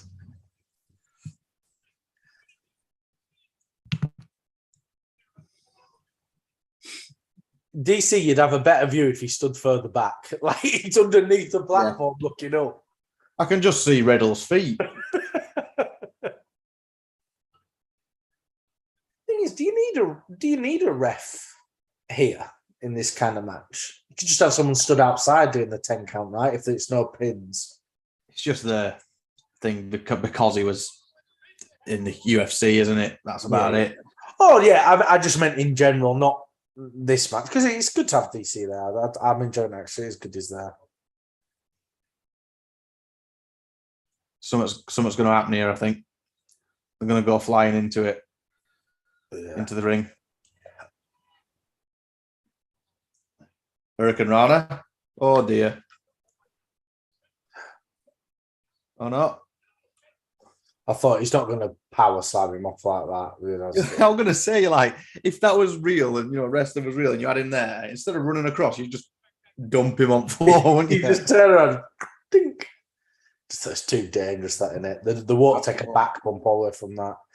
It's like there's that guy, isn't there, in AEW? What's his name?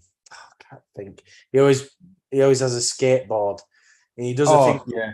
And he always does a move called the coffin drop or something like that. And he always jumps on his back. Is that Orange Cassidy? No. Orange Cassidy. He puts the hands in his pockets, doesn't he? Yeah, that's Orange Cassidy. Yeah.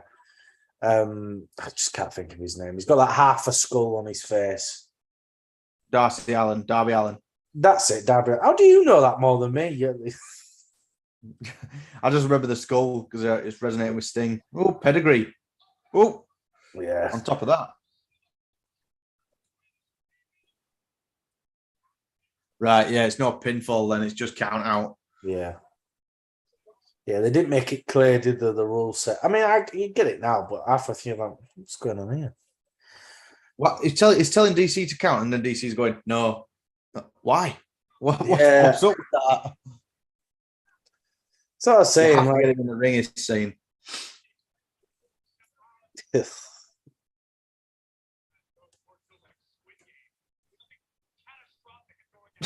You're the commentator. It's like Squid Games. he did.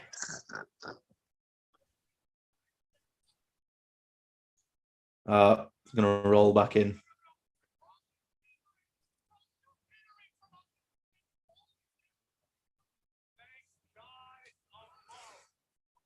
Is Riddle a high flyer? Because you look where Rollins is placed. Yeah, he's definitely doing a jump off here, isn't he?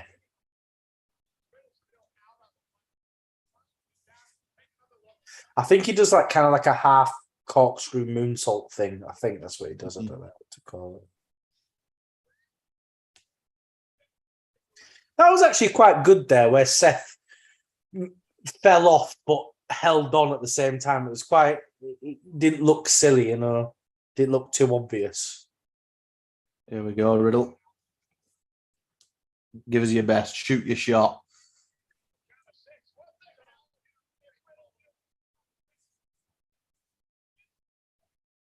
Get down, you crazy man. Have you heard Michael call?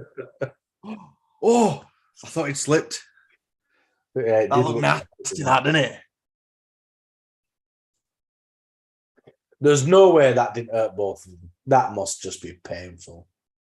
Because you see his feet, like when he just like kind of jolted down, that looked like it slipped. Yeah, it did, didn't it? Let's have a watch of this replay. Look.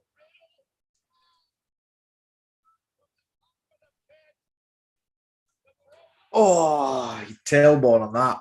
Yeah. My ass is sore from sitting on this chair for a few hours.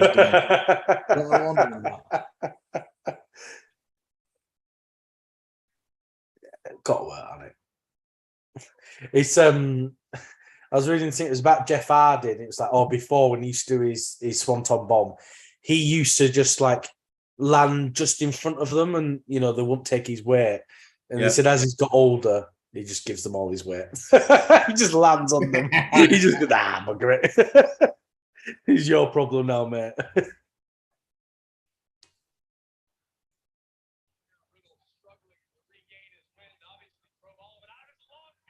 Triangle. Yeah.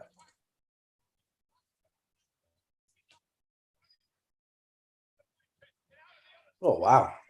Just really fast paced, that, isn't it? Really good. Yeah. The strength there.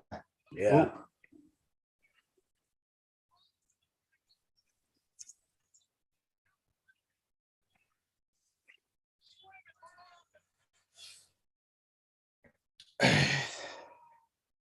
He just tap. He did. Yeah.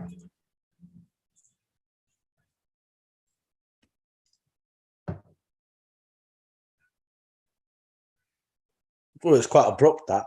I like that, though, that it was an abrupt submission. I was like, I didn't expect it. Yeah.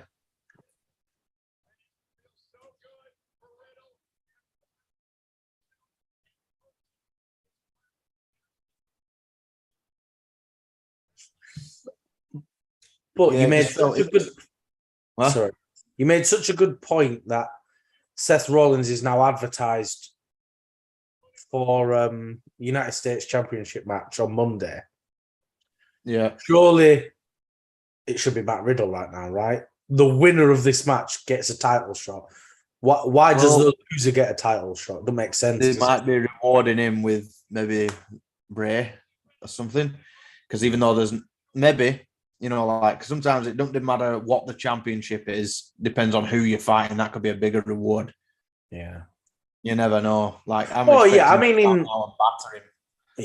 Like in real life, yeah, the reward is whatever it is, isn't it? But I mean, in the kayfabe world, why would Seth be getting a title shot? Why would the loser get a title shot? Yeah, Do you think Bray's going to... strange. Right. What? Is that it? Wait. Yeah. Here we go. Oh. Teased us then. Got all those lights come out. Yeah.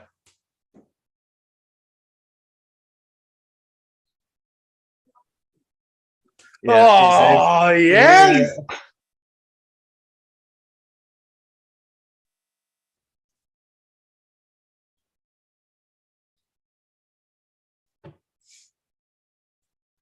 looks great, doesn't it, when everyone's got the lights on?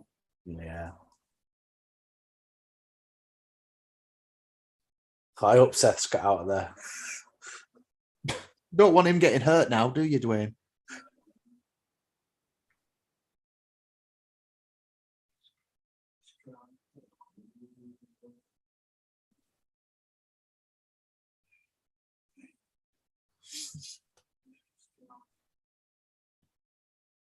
Oh, there he is. Look, pig.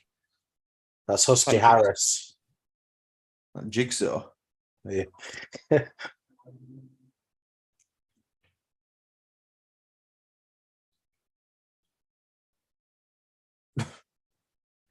Just a parrot in a Hawaiian shirt. These are all his puppets. They're all Bray's Yeah, he's puppets. got that Annabelle doll thing as well, doesn't he? Yeah. There's Donnie Darko. Do you think Alexa Bliss is going to be there? She went on tonight, was she? No. There's the Annabelle thing in it. Yeah.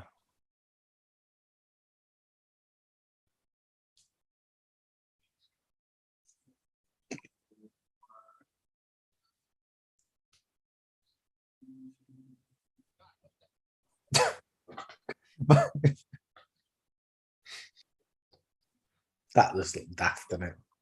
Yeah, Michael Cole as if, oh, right, I didn't put that there a second ago. Yeah. Yeah. Oh, wow.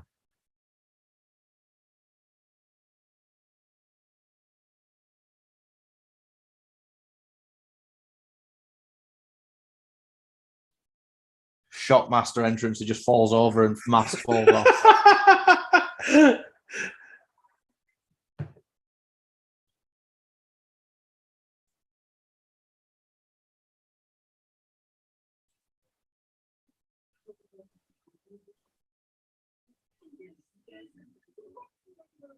Is that not Alexa Bliss's doll?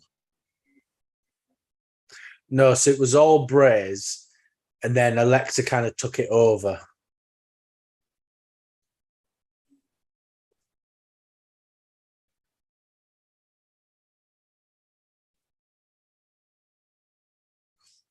Comes out Vince McMahon. It's me, Austin. It was me all along.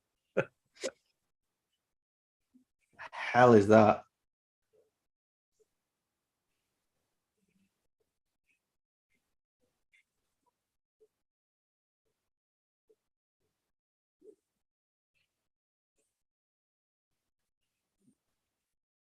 It's just like a weird video footage, isn't it?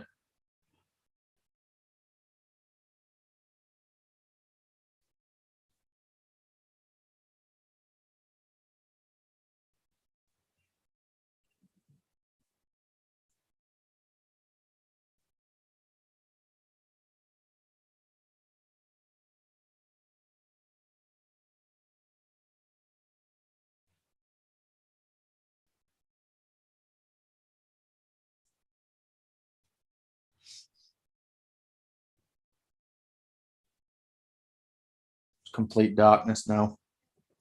It's weird. We're both just sat watching intently.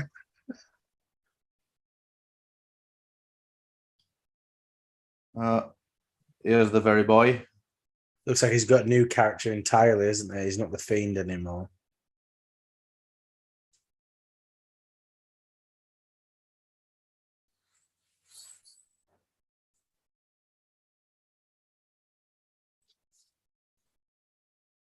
Can't see his face. Oh, yeah, it's a new mask, isn't it?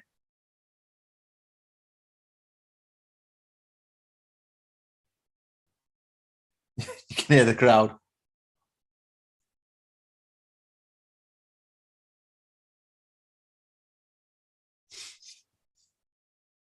There he is. Took his mask off. It's amazing, isn't it? Yeah, he's back.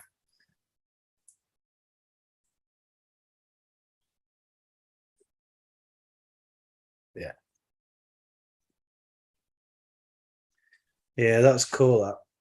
Yeah. Well, I mean, that's opened up because he isn't like really the character to speak or anything, is he? So, well, to give a promo. So it's opened up a lot of doors, and now, as a non-wrestling fan, I'll be keen to see, what else they're going to do with it. Definitely, it's really interesting because he seems to be playing this new character now. All of a sudden, it feels like he can kind of jump in between Bray and whatever else he wants to. And we were kind of halfway right because I said, "Oh, what if it's just a vignette and he's not actually there?" And it kind of was just a vignette. He didn't get physical with anyone, did it? At first, I thought, "Is he going to murder DC? He's going to kill Daniel Cormier." Well, that were a thing as well. Like Cormier genuinely just officiated a match. That was it. Like maybe we've got expectations set too high. Like as in because DC's there, he's obviously going to take a bump. He ain't just going to do what he's actually meant to do and just referee a match. Yeah, definitely. Well, that's WWE Extreme Rules 2022. Yeah, it was really good. I really enjoyed that. I think that's all we've got time for with our stream. You get yourself to bed, mate.